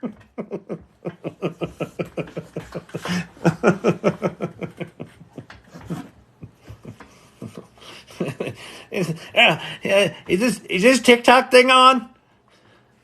Jane? Hey, Jane? Jane. Stop watching NCIS and pay attention to me. How do I turn on a TikTok? What? Oh, it's on? Is this on? Who are these people? What? Yeah, that's us. People. That's what this is.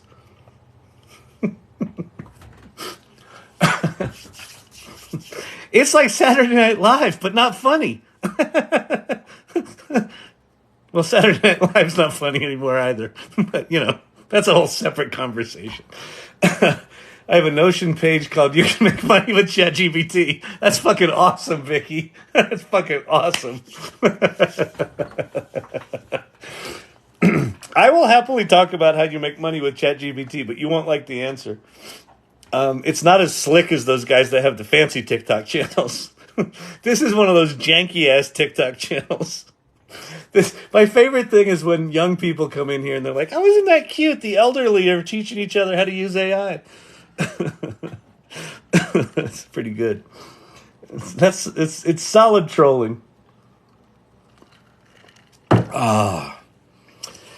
Joke's on them, though. Revenge of Gen X is coming. I think Gen Xers are well, based on what's happening in this channel, Gen Xers are fucking baller with this AI stuff. Because the young people are like, they're cynical. The young people right now are really cynical about this shit. We have Herod in here. He'll represent he's kind of the middle generation. He's not the young generation anymore. He just turned 32. You little youngster, you little whippersnapper. But he's good. But it's like a lot of the young people, you know, my kids they don't give a shit about this at all. So I think the Gen Xers are going to be, they're going to be a big resurgence. Dude, we wrote the book. Exactly. I would pay to see you do Broadway. Fucking hire me. I'll move back to New York. I'll go on Broadway. I'd go on Broadway tomorrow. My name is Holly, and my toxic trait is believing I can conquer AI with zero tech knowledge. Okay, Holly, that's a really important statement. Hi, my name is Holly, and my toxic trait is I'm believing I can conquer AI with zero tech knowledge. You're right. You're right. They're wrong. Anyone who thinks that this requires a math degree, November 30th, 2022. Look, do I have it open? Oh, I don't have it open. Let me see if I have it. It's probably up in the cloud because my hard drive's full.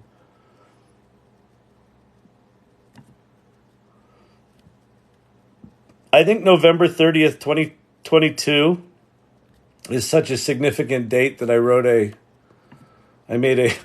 it was kind of the money slide of, well, it is the money slide of a keynote talk that I do, comparing the early days of the World Wide Web to the early days of this stuff, of this AI stuff. Let's see, where is it? It's in that one, isn't it? Oh yeah, it's in the cloud. I'll have to go get it. Is it coming? Yeah, slowly. All right, whatever. Hi, my name's Kyle. Hi, Kyle. I can't stop thinking about AI. Nobody can, Kyle. Can anybody else sleep? No, Kyle. Obviously, we're here.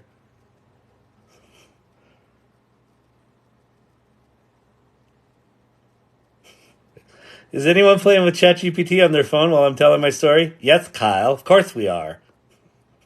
What do you think this is, AA? No. But Kyle, I have issues with all the plugins just to make Halloween short video with my own voice. Oh, plugins. Yeah. Go to 11 Labs, Clint Copperhead. Make yourself a model over at 11 Labs. Dude, we wrote the book. We thrive in the jank. Holly, I love your toxic trait. You're right. They're wrong. I would pay to see you do Broadway, Kyle. I did write a one-man show. I wrote and performed a one-man show, but didn't make it to Broadway. But it was good. I got good feedback on that show. It was called Naked in the Cockpit, about a dream I had in 3rd grade, where I was naked in the cockpit.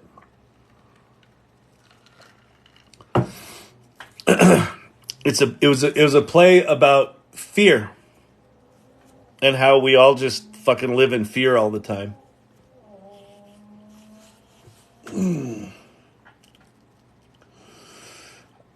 I never have fewer than 3 devices going during the lab. Just like you got. Exactly. I got that one, I got this one, and I got the old iPad. Man, you guys are prolific tonight. Holy crap, who did this one?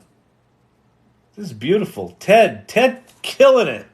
Look at that. That's gorgeous. And look, the fingers aren't even all that fucked up. Is this Dali? Dali's amazing.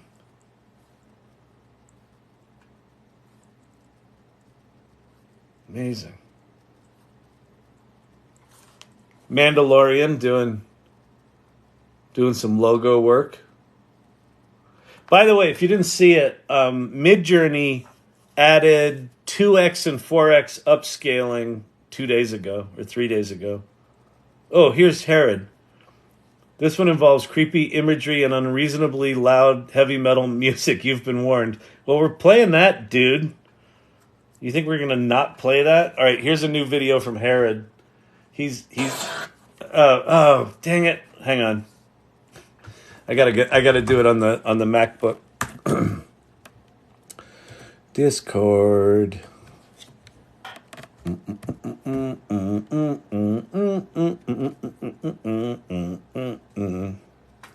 Download it first. Okay. Yeah, on the iPad though, it just doesn't. The Mac seems to download it better. Oh, now it's downloading updates. Awesome. Thanks, Discord. Oh my God, really?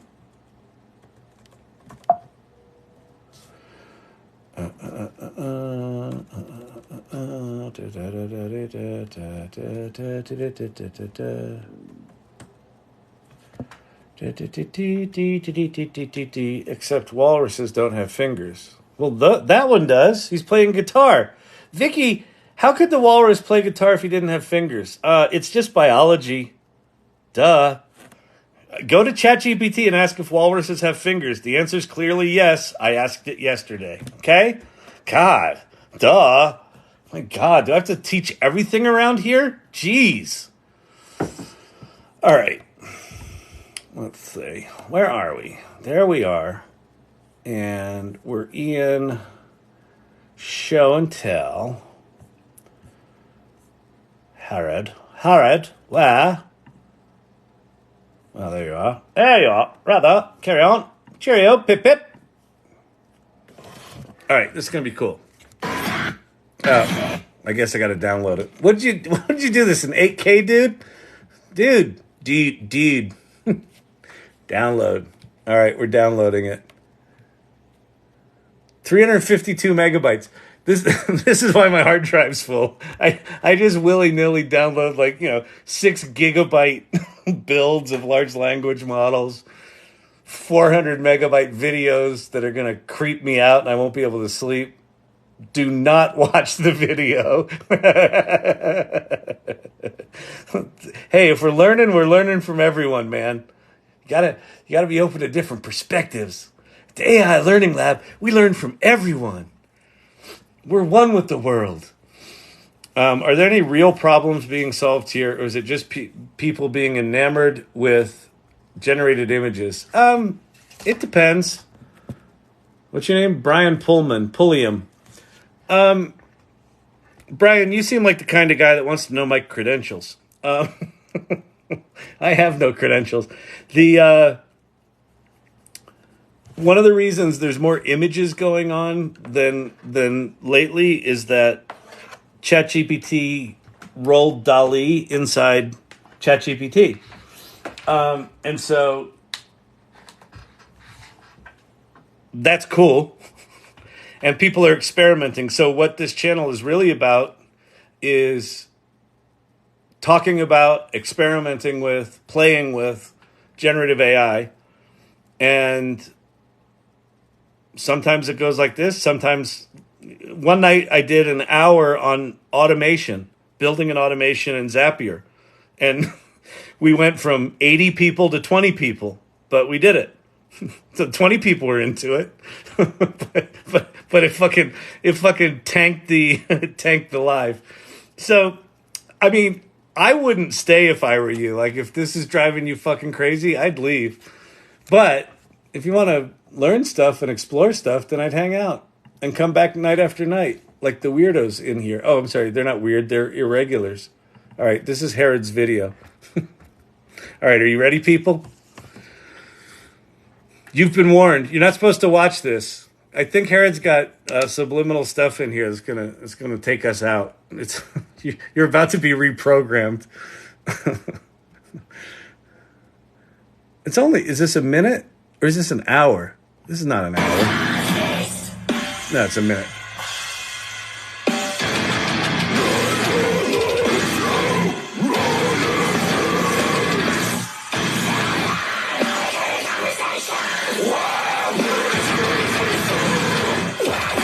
Wow.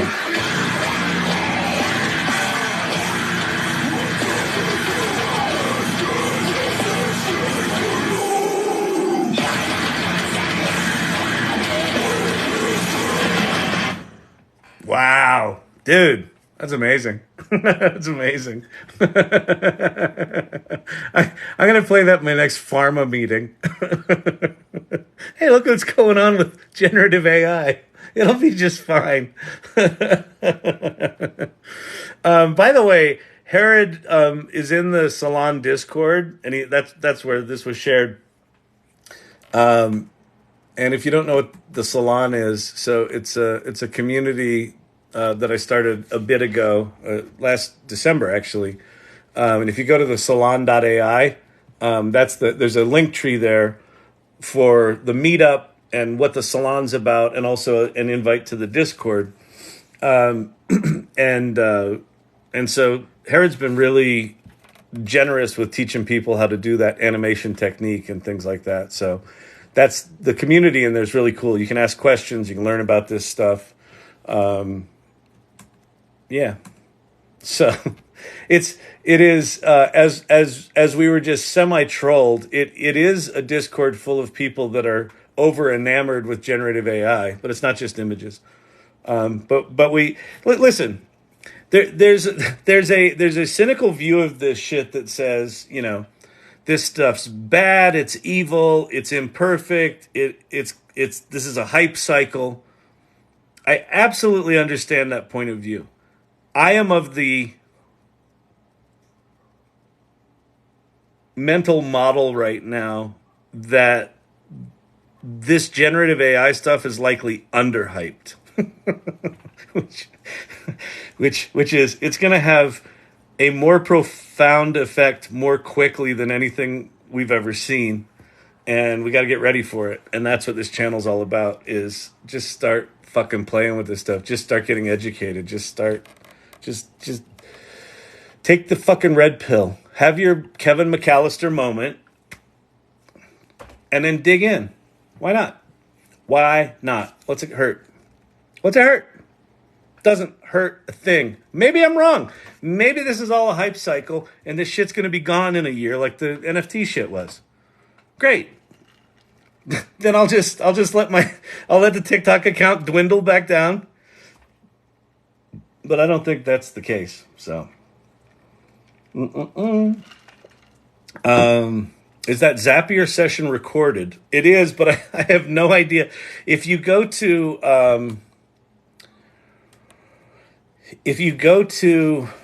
YouTube, to this URL or to this account here, AI Learning Lab -TT, this is the archive of all of these lives for the past 4 months.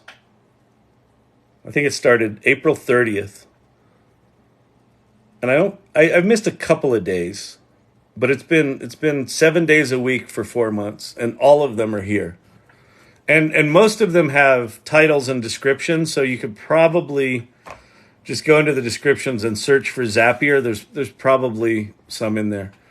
Found an awesome use for ChatGPT and husbands.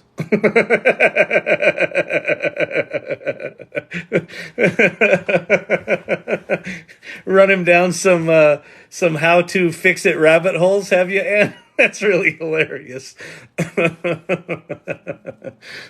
Do tell, please share. Please share your secrets. That's fucking funny. Hi, my name's Kyle. 7 days a week for 4 months, except for the timeout. Oh yeah, there are 3 7-day windows where there are missing videos because TikTok kicked me off. I know what I did in one of them. I don't know what I did in the other two. But I was talking about bias. So the minute you start talking about bias, you just can't talk about it. Because what I've learned is there are certain words that if you say those words with your mouth parts, boom, 7-day suspension. I wish there were a list, but, I think if there were a list, that would get TikTok in trouble. I know there's a list, it's just not published. It's not transparent. There needs to be more transparency in TikTokification of communications.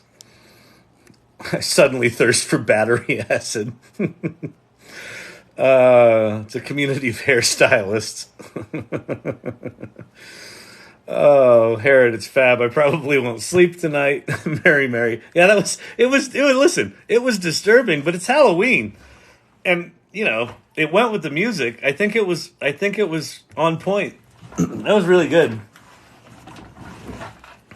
I mean, what I find really impressive about your animations, Herod, is the continuity, right? Because most of the time when you see these AI generated movies, they look like AI generated movies, and you've got enough continuity, like where you do, your camera rocks and switches, where it sort of takes you out of that this is an AI generated thing. So it's pretty slick. What you got going on there is pretty slick. I like it. I like it a lot. It's fantastic, Bob. Bob, you tell him what he's won. We're going to take this show to Broadway. AI Learning Lab on Broadway.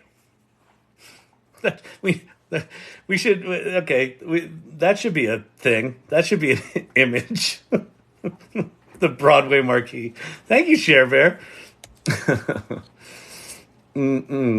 So do me a favor if you would. It's Saturday night. I think what could be really exciting here, share this live with your friends and let them know what a fucking weirdo you are for watching a 58-year-old on a shitty YouTube or TikTok channel talking about AI. Let your friends know what you're really doing Saturday night. Seriously, I was out with hookers and doing a lot of blow. All right, I was on TikTok watching some old dude. But let's get some more people in here. Do the tappy tap thing. Do engagements. We're up to 13,000 likes. That's pretty cool. And follow the channel. So if you want to get notified of these lives, I do go live every night. And some of you are like, so? Don't follow me. But if you do like this, follow the channel, and then I think you'll get notified. Sometimes TikTok notifies people. It's TikTok. What are you going to do? Oh, way underhyped. JPC, yeah, I agree. One of my friends is here watching tonight too. So this is a young crowd. Yeah. It's clear we've had some youngsters in here tonight trolling away. But you're some of the cool young crowd. So I like it. we are a fully inclusive channel. If young people want to hang out here, you're welcome to. It just tends not to be who's in here. You're the exception to the rule, Herod. But that's not true. We've had some cool young people in here. But the only real prerequisite is like get fucking curious about this stuff, right? This stuff is weird. Like this stuff. It's always surprising to me that I'll talk to people like, oh yeah, I've used ChatGPT. But what that means is they've gone to it once and treated it like a Google search. And then I'm like, have you?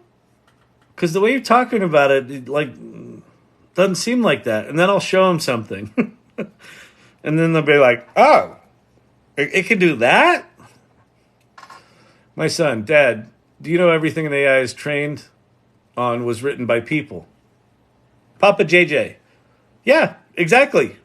I clipped one of the things I was rambling about last night was about education. And I was talking about, I find it staggering that educational institutions are not jumping all over this. And why?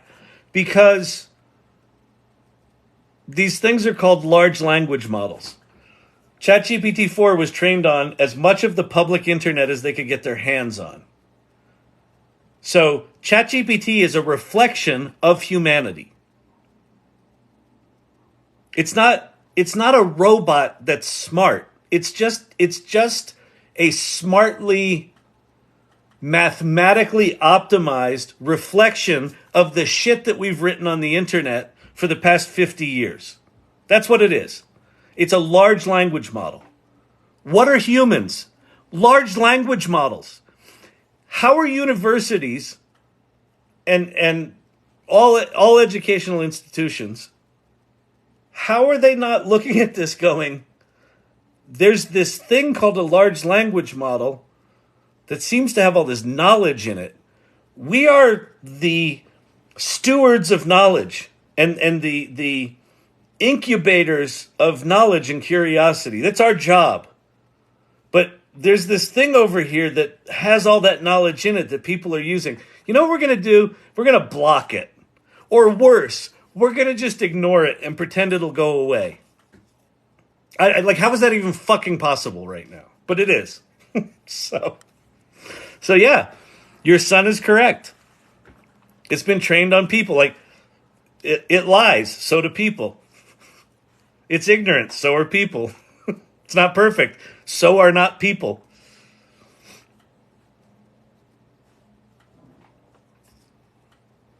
And that's, it's funny.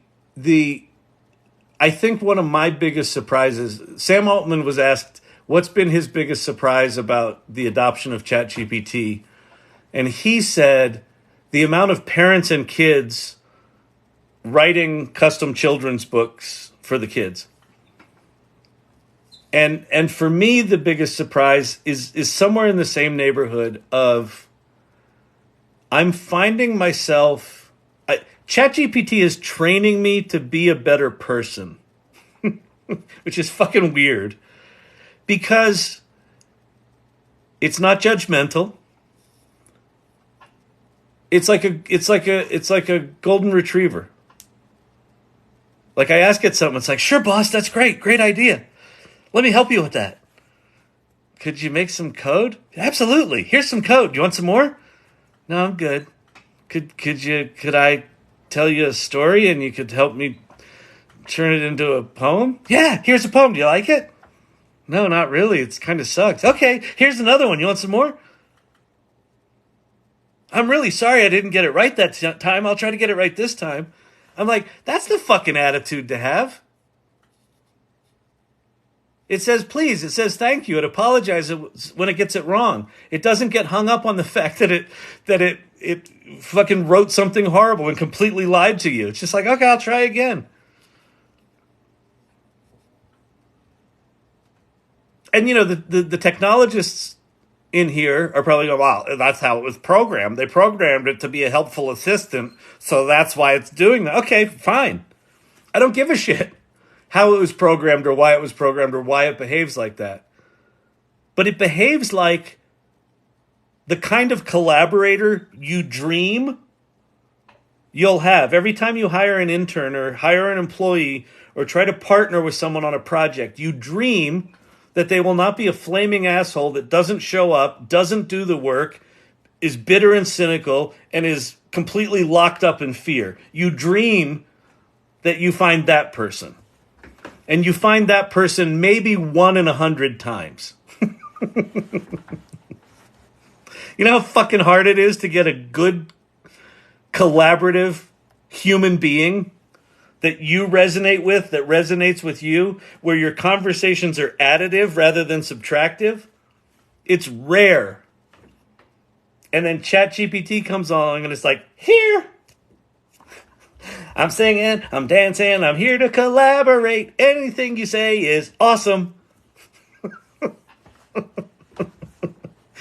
I'm like, oh yeah, I remember when I used to be like optimistic like that.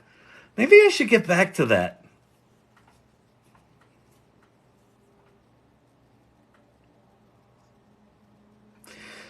And it's also like the thing I've been thinking about for the past week or so is just this idea that oh, thank you so much, Apple user, appreciate that.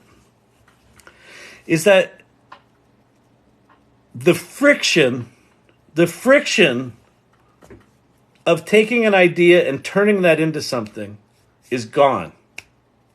When you really adopt these tools, when you really embrace what these things are,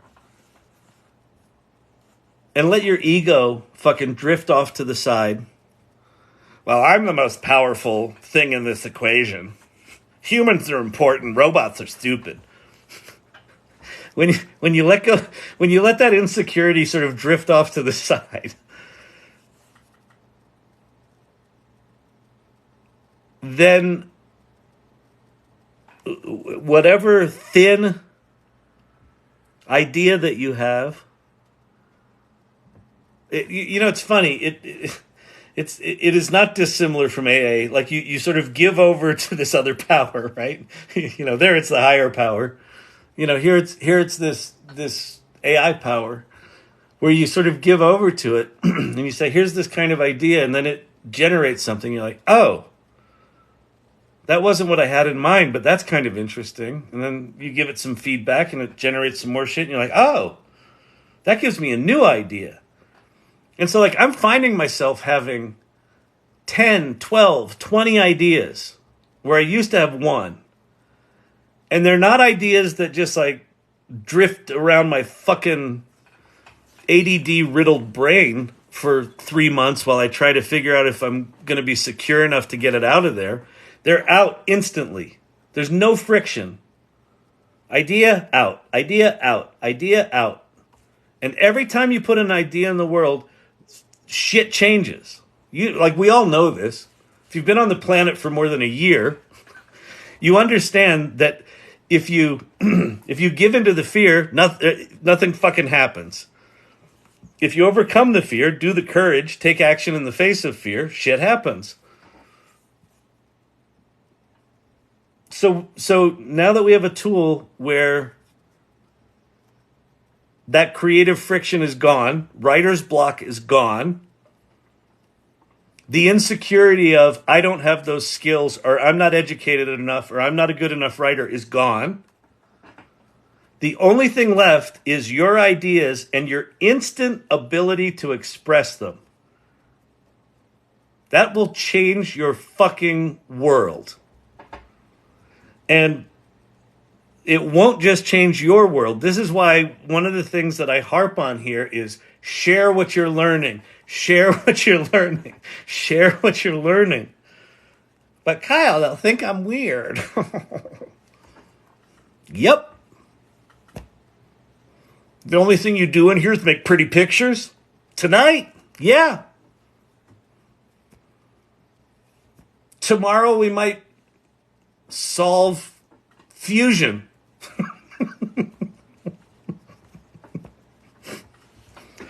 Yeah. New large language model came out where you can solve unsolvable physics problems. Why don't we go play with that? That's going to happen. Probably within a year, there's going to be some fucking model comes out. And it's like, simulate things that have never been solved in science for thousands of years.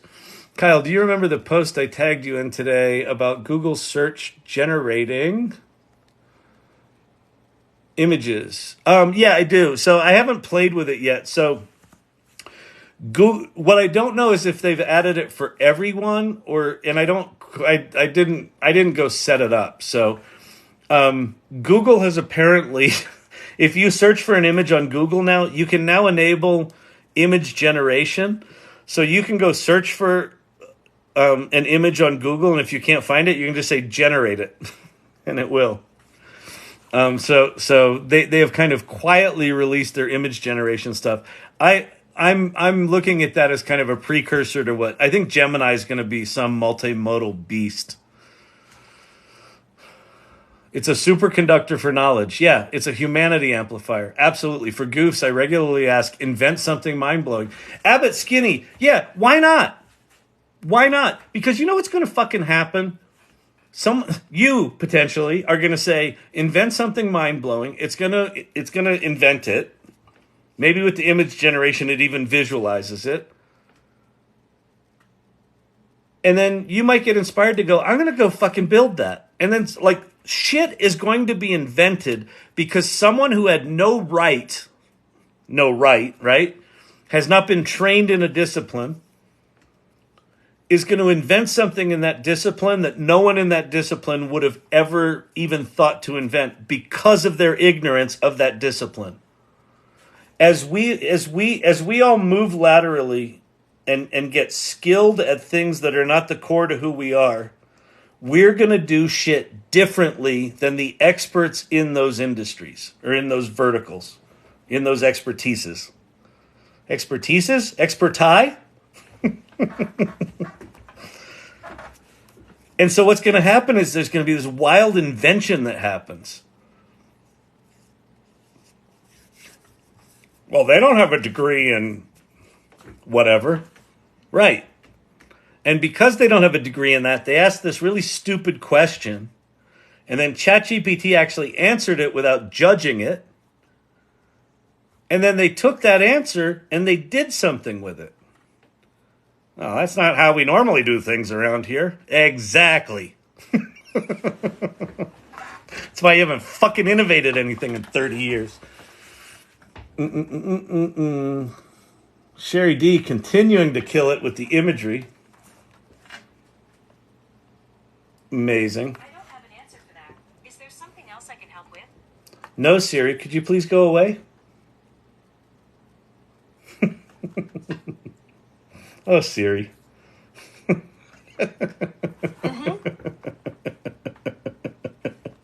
Hi, Kyle. How can I help? No, I want you to go away. Okay. You people are mean. You people are mean. But I love the Storyvine hat. Oh my God. That's awesome. Thank you, JRC, for my little self-portrait. Oh. How are we doing on time? All right, we're getting there. Oh, my back. I'm sore. Like all day today I've been sore. And I haven't drunk enough water. I haven't moved enough. Anyone else getting increasingly sedentary with this AI shit? It's just like, just another hour. And then like 8 hours later, I'm like, I should probably do something with my life. This is good, right? This is good because I'm learning so much. It's all good, right? Isn't this good? Hi, my name's Kyle. I've been a little too into AI lately. Oh, hi, Kyle. Us too. It's not you. It's the character. That's still pretty good. I am not actually offended. I think it's actually really good. David Shapiro has me going down the AGI in 12 months hole. JRC, right? Holy shit. That video. So, okay. I did this the other night. I'll do it again. One of the guys that I recommend you follow, seriously, is this dude. Oh, wait. Hang on. David Shapiro, at 4ir.david.shapiro on YouTube. Fourth Industrial Revolution. You should watch his video on the Fourth Industrial Revolution, but go watch this video.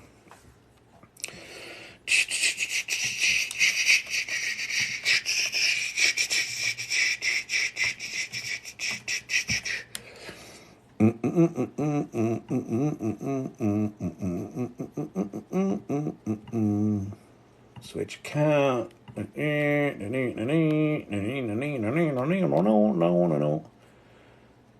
Abolish money. Here's a new one of his. Abolish money. Will AGI destroy money? So let me go to his channel. The one that I'm looking for is videos. Brace for impact. Seems like it's a foregone conclusion that we will have AGI within the next year, or at least really advanced AI plus robotics. Whether or not you define it as AGI, it is time to start preparing and adapting. Go watch this video. David Shapiro at 4ir.david.shapiro, brace for impact. Go watch that video. 37 minutes, put it on time and a half, and it'll be 30 minutes, or 20, 28, or whatever it is. Or put it on 2x if you want to hear David as a chipmunk.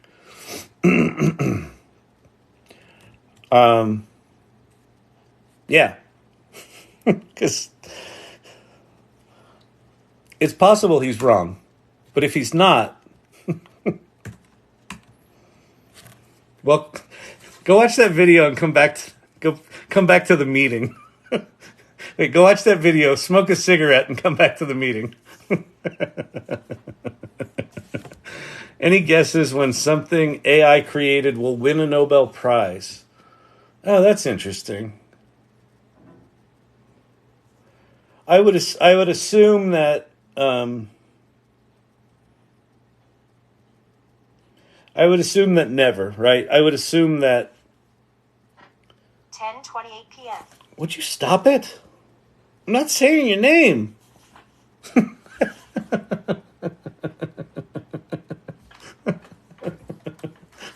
Poop the rainbow.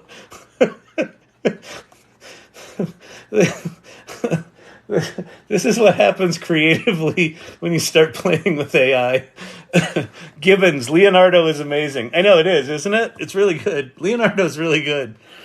That's the thing. Like these tools now, there are so many remarkable tools. Like it's just it's literally impossible.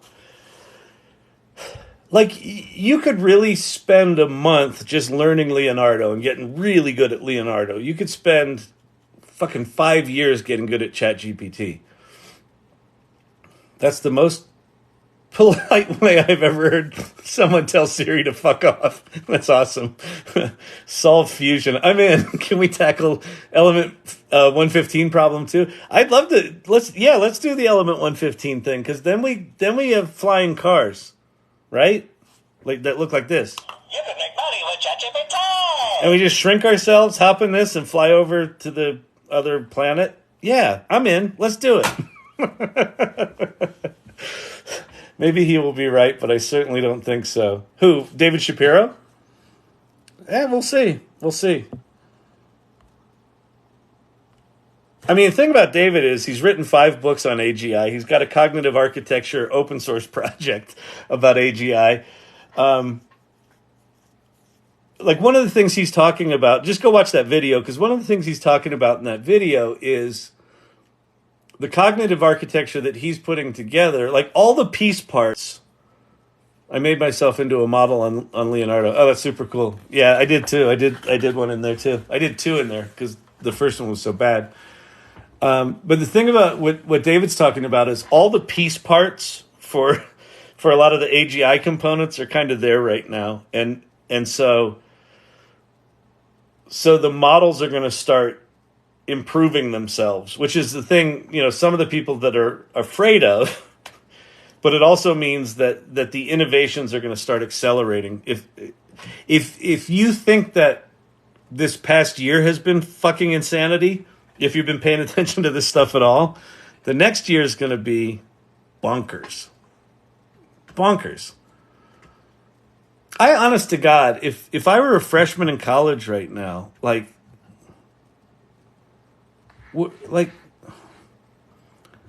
the world 4 years from now is going to look nothing like the world we're in. Nothing. How do you prepare for that? How do we prepare for that? That's why we're here. That's what this fucking meeting is about. I have so many screenshots of Kyle on my phone. My photos think he's a family member. Well, that's really bad.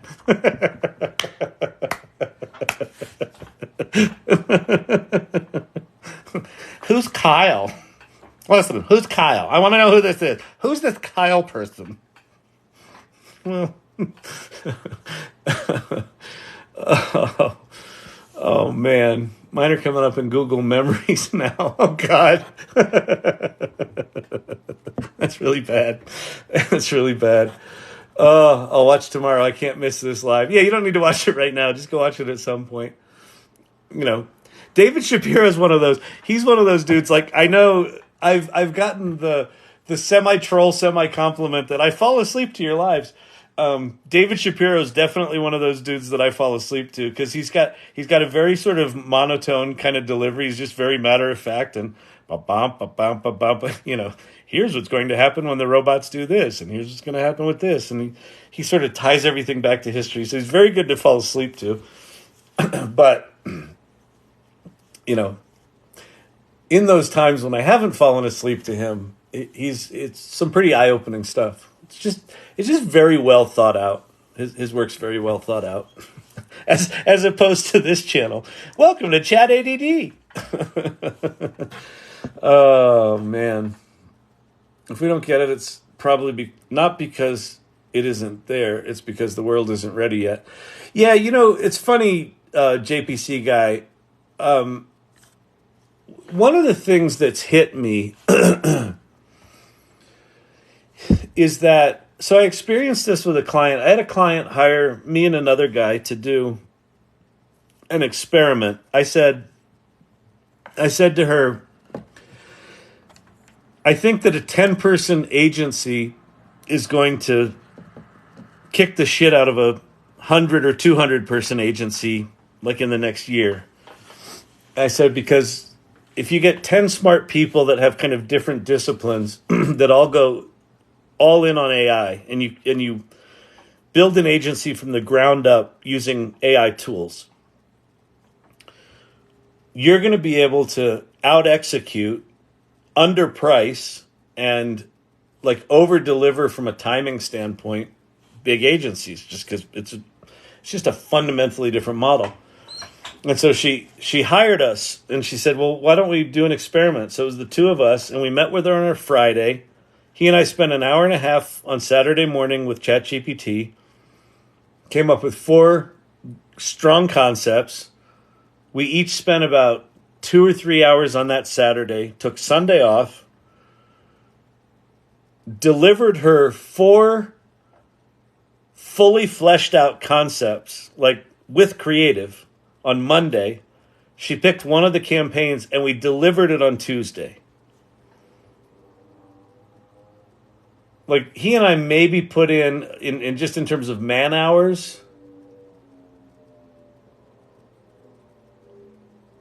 maybe a day and a half, maybe 2 days. Let's say 2 days, 16 hours. We maybe put in 16 hours, but I don't even think it was that. But let's say it was that. And it was work, like it was work that you would have taken at least 2 weeks to do and probably a month to do with an agency, with, a small agency. She wasn't ready for it. Like, we delivered it faster than she was prepared to accept it. So I think there is a weird thing where the cadence of business, there's going to be some people operating at this hyper speed, but the cadence of business is expecting things at their cadence. And there's going to be a whole other class of people that are like, and I think that's going to take a while for these two things to normalize. Because it like I assume this goes down to like some deep reptilian shit, like circadian rhythm kind of stuff that we sort of expect. If I ask someone to do something, it's going to be at least a week until they get back to me, and then it's going to be at least a week for them to do this part, and at least a week for them to do that part.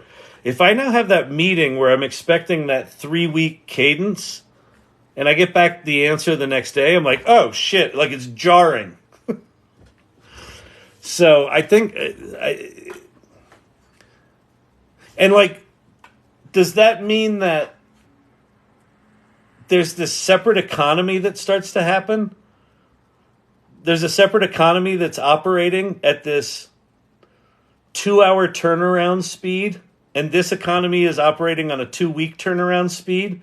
Boom, boom, brrr, boom, boom, brrr. And how do those two things come together? I don't know. MemGPT, any comments? Yes, my comment is I haven't heard of it. Let's go look. MemGPT. Is this the memory thing? Teaching LLMs memory. Okay, so this is like LangChain. It's a system to intelligently manages memory tiers in LLMs in order to effectively provide extended context. Is this, how new is this? Is this built on top of LangChain? Event, MemGPT, main context, external context, function. Looks great. I mean, like the drawing looks great. I mean, the concept looks great. What's the date on this? Is there a date on this paper? No. UC Berkeley. Paper. Let's go look at the paper. October 12th, 2023. You're learning it here first. So it seems like a slicker, maybe more automated, simplified version of LangChain. Yeah.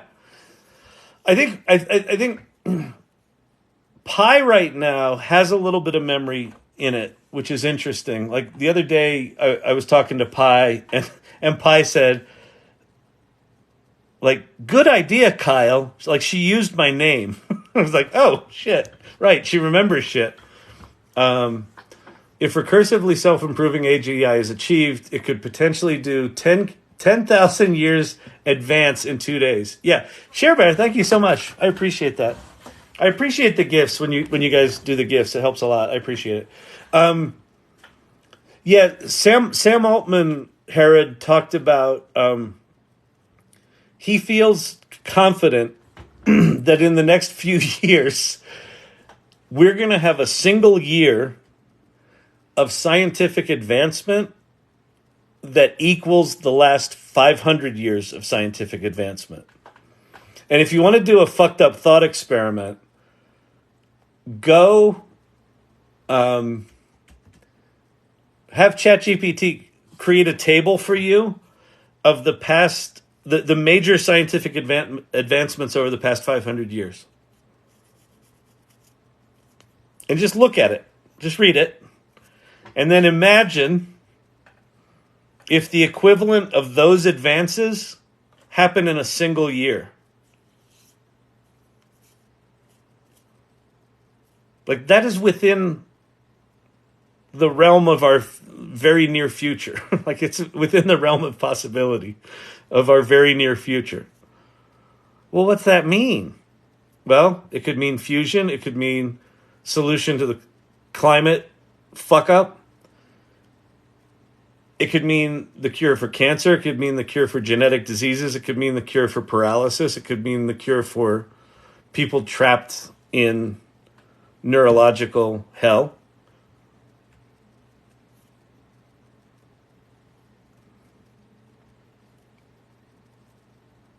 What I find fascinating about that one is,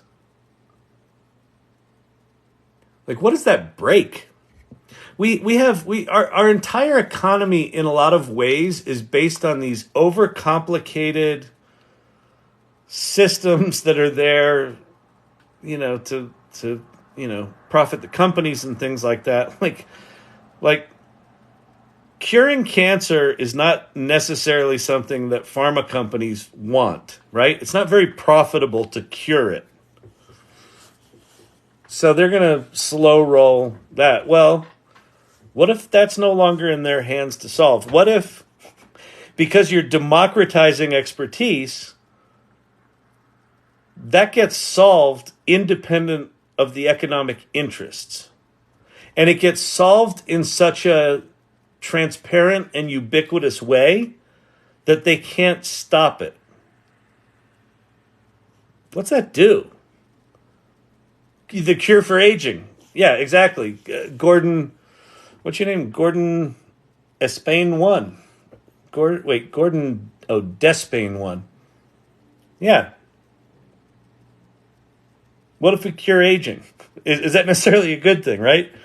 What if all of a sudden average lifespan goes from, whatever it is, 85 or 89 years to 150 or 200? Oh, shit. What do we do? What do we do with all those people? Aging isn't a disease. Why a cure?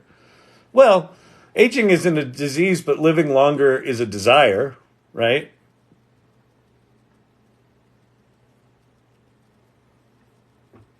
And whether or not you classify it as a disease or not, and whether or not you think extending lifespan is a good thing, it's likely there's going to be advancements made whether you want them or not, right? Just like this AI stuff. You're an inspiration, Kyle. Awesome thinker. Thank you very much. Yeah, I feel like I had to kick it up a notch when we got trolled and they said, is all you're making pretty pictures? Is this just a pretty picture channel? I'm like, all right, fuck it. Let's go to AGI. we can, you want to turn this up a notch? But I still think that llamas farting rainbows is the way to go. Like, not for nothing. Oh, thank you very much, Zeb. First gift. That's really awesome. Thank you. Oh, yeah, this is his thing. That's David Shapiro's AGI within 12 months. This is where he upgrades from 18 months to 12. He thinks we're there sooner. Ooh, this is another good TED image. Sorry, we got to get back to the images. The images are just too good. What if AI in manufacturing means iPhones can be made in the USA? Exactly.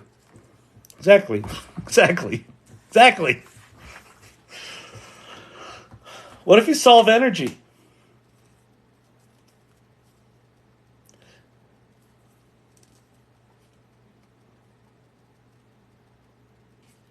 What if I mean, just, it's like, what does it do if every house could have its own little box that runs all that gives that house all the power it needs ever? Kyle, I disagree. All this takes action, and all LLMs can do is generate strings of symbols or images. So Brian Pulliam, understood. Go look at some of the Boston Dynamics things where they're putting ChatGPT into the robots. Go look at. Have you seen the? It's not so technically what you're saying is correct. Large language models are nothing more than a probability engine from a what they do technically perspective. You're absolutely correct. They don't have sentience. They don't have consciousness. They don't have empathy. They don't have compassion. They're probability engines. Absolutely agree with that technical definition. But if you look at what they actually do, when ChatGPT actually writes a Python application, the first thing I did with ChatGPT that made it click for me that this is different. This is not computing as we've ever known it before.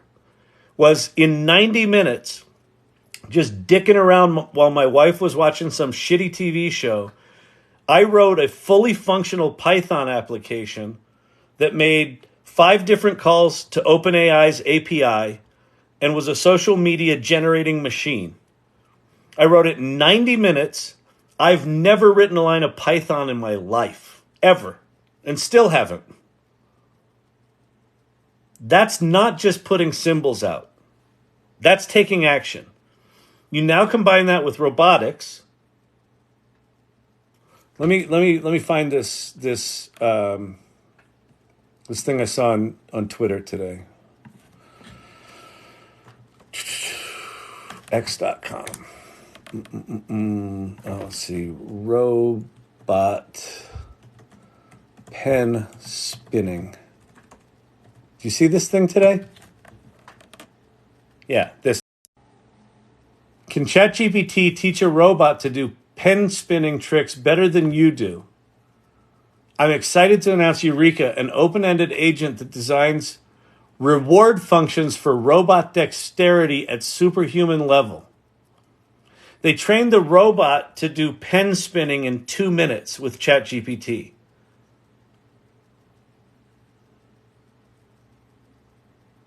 That hardware exists. It's being built by 5 or 6 different companies. Oh, thank you very much, Ron. It is fucking magic. So while technically large language models are exactly as you described them, what these things are actually doing,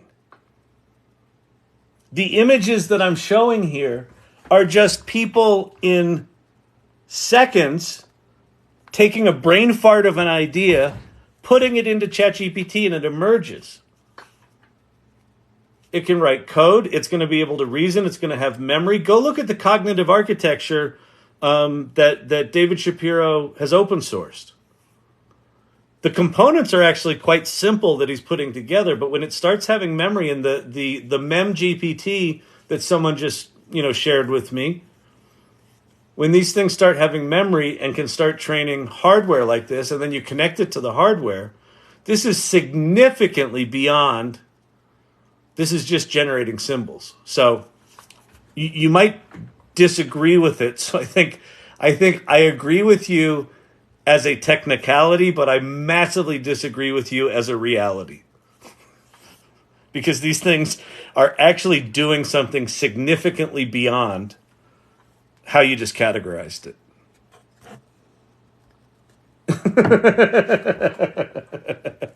Sherry D.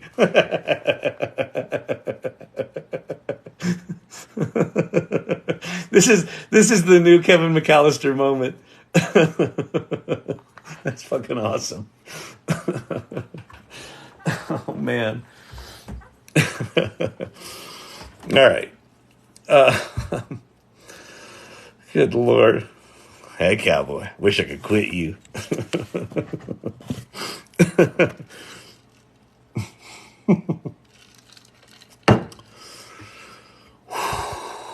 I just wish I knew what to invest in. Yeah, I know. NVIDIA.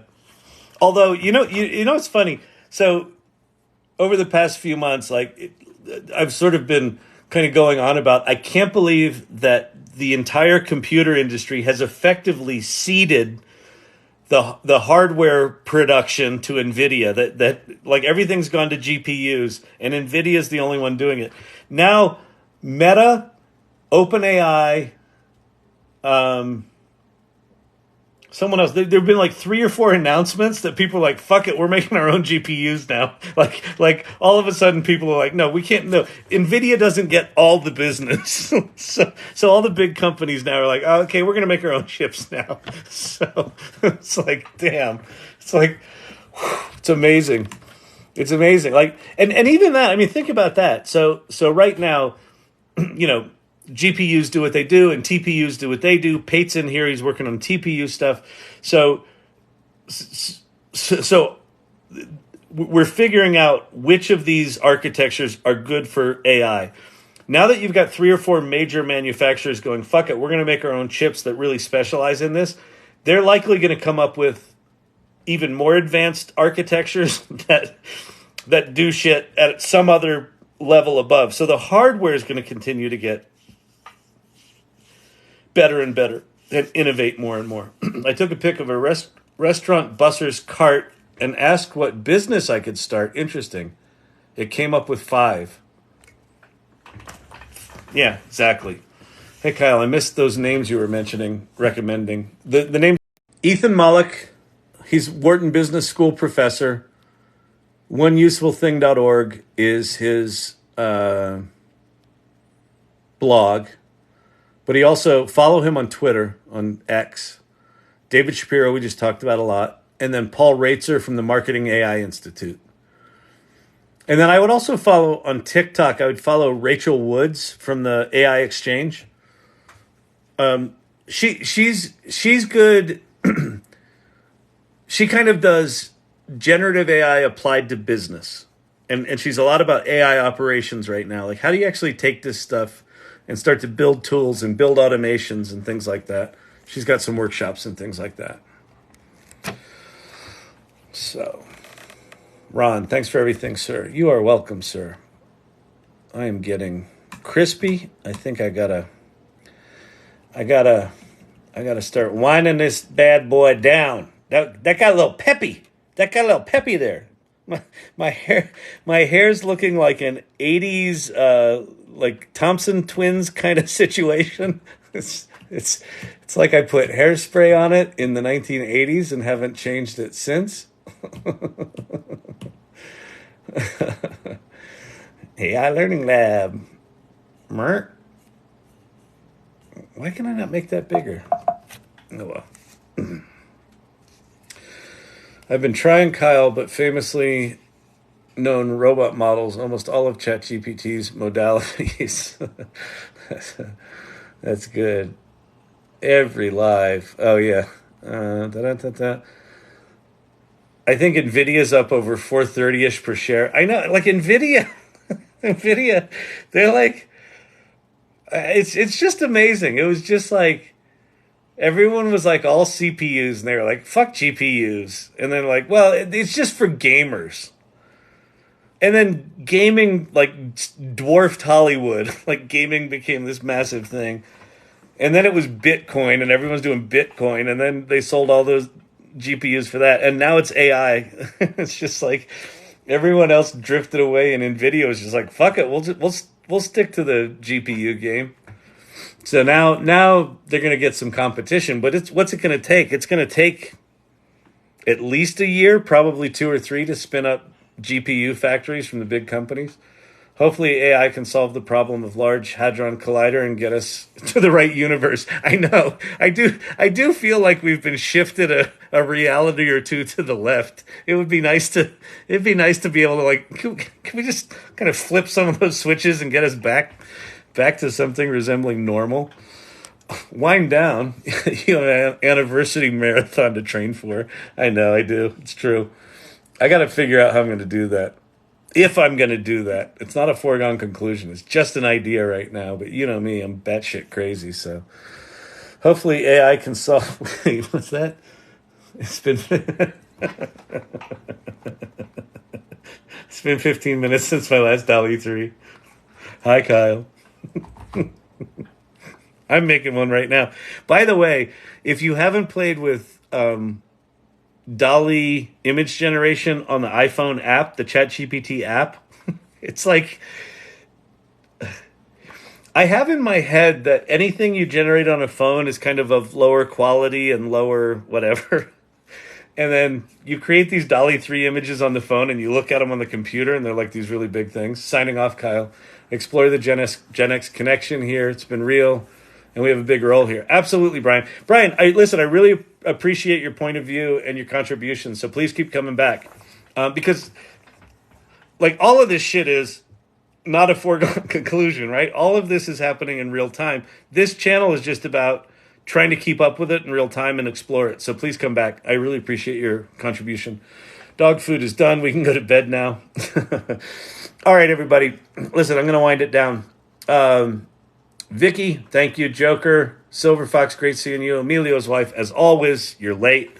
Joker, Sturgill Simpson has a country song called Turtles All the Way Down. Good. We need to make that image.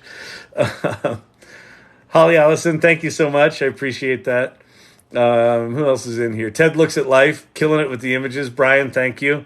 Kevin Vasquez, very nice to see you. Cocklall, thank you. Vicky, as always, good to see you. Clint Copperhead. Clint, are you ready? There we go. Everyone's your regulars and mods. Present turtles, llamas, hedgehogs, or your favorite animal. Thank you for the donut there, Ted Looks at Life. I appreciate it. All right, everybody. Listen, happy Saturday night. It's Saturday Night Live. Don't forget. You can make money with ChatGPT. I'll see you tomorrow, everybody. I hope this has been fun. We made some cool images. Follow the channel. Follow the channel. Follow the channel. Tell people about it. I will see you tomorrow night. Peace.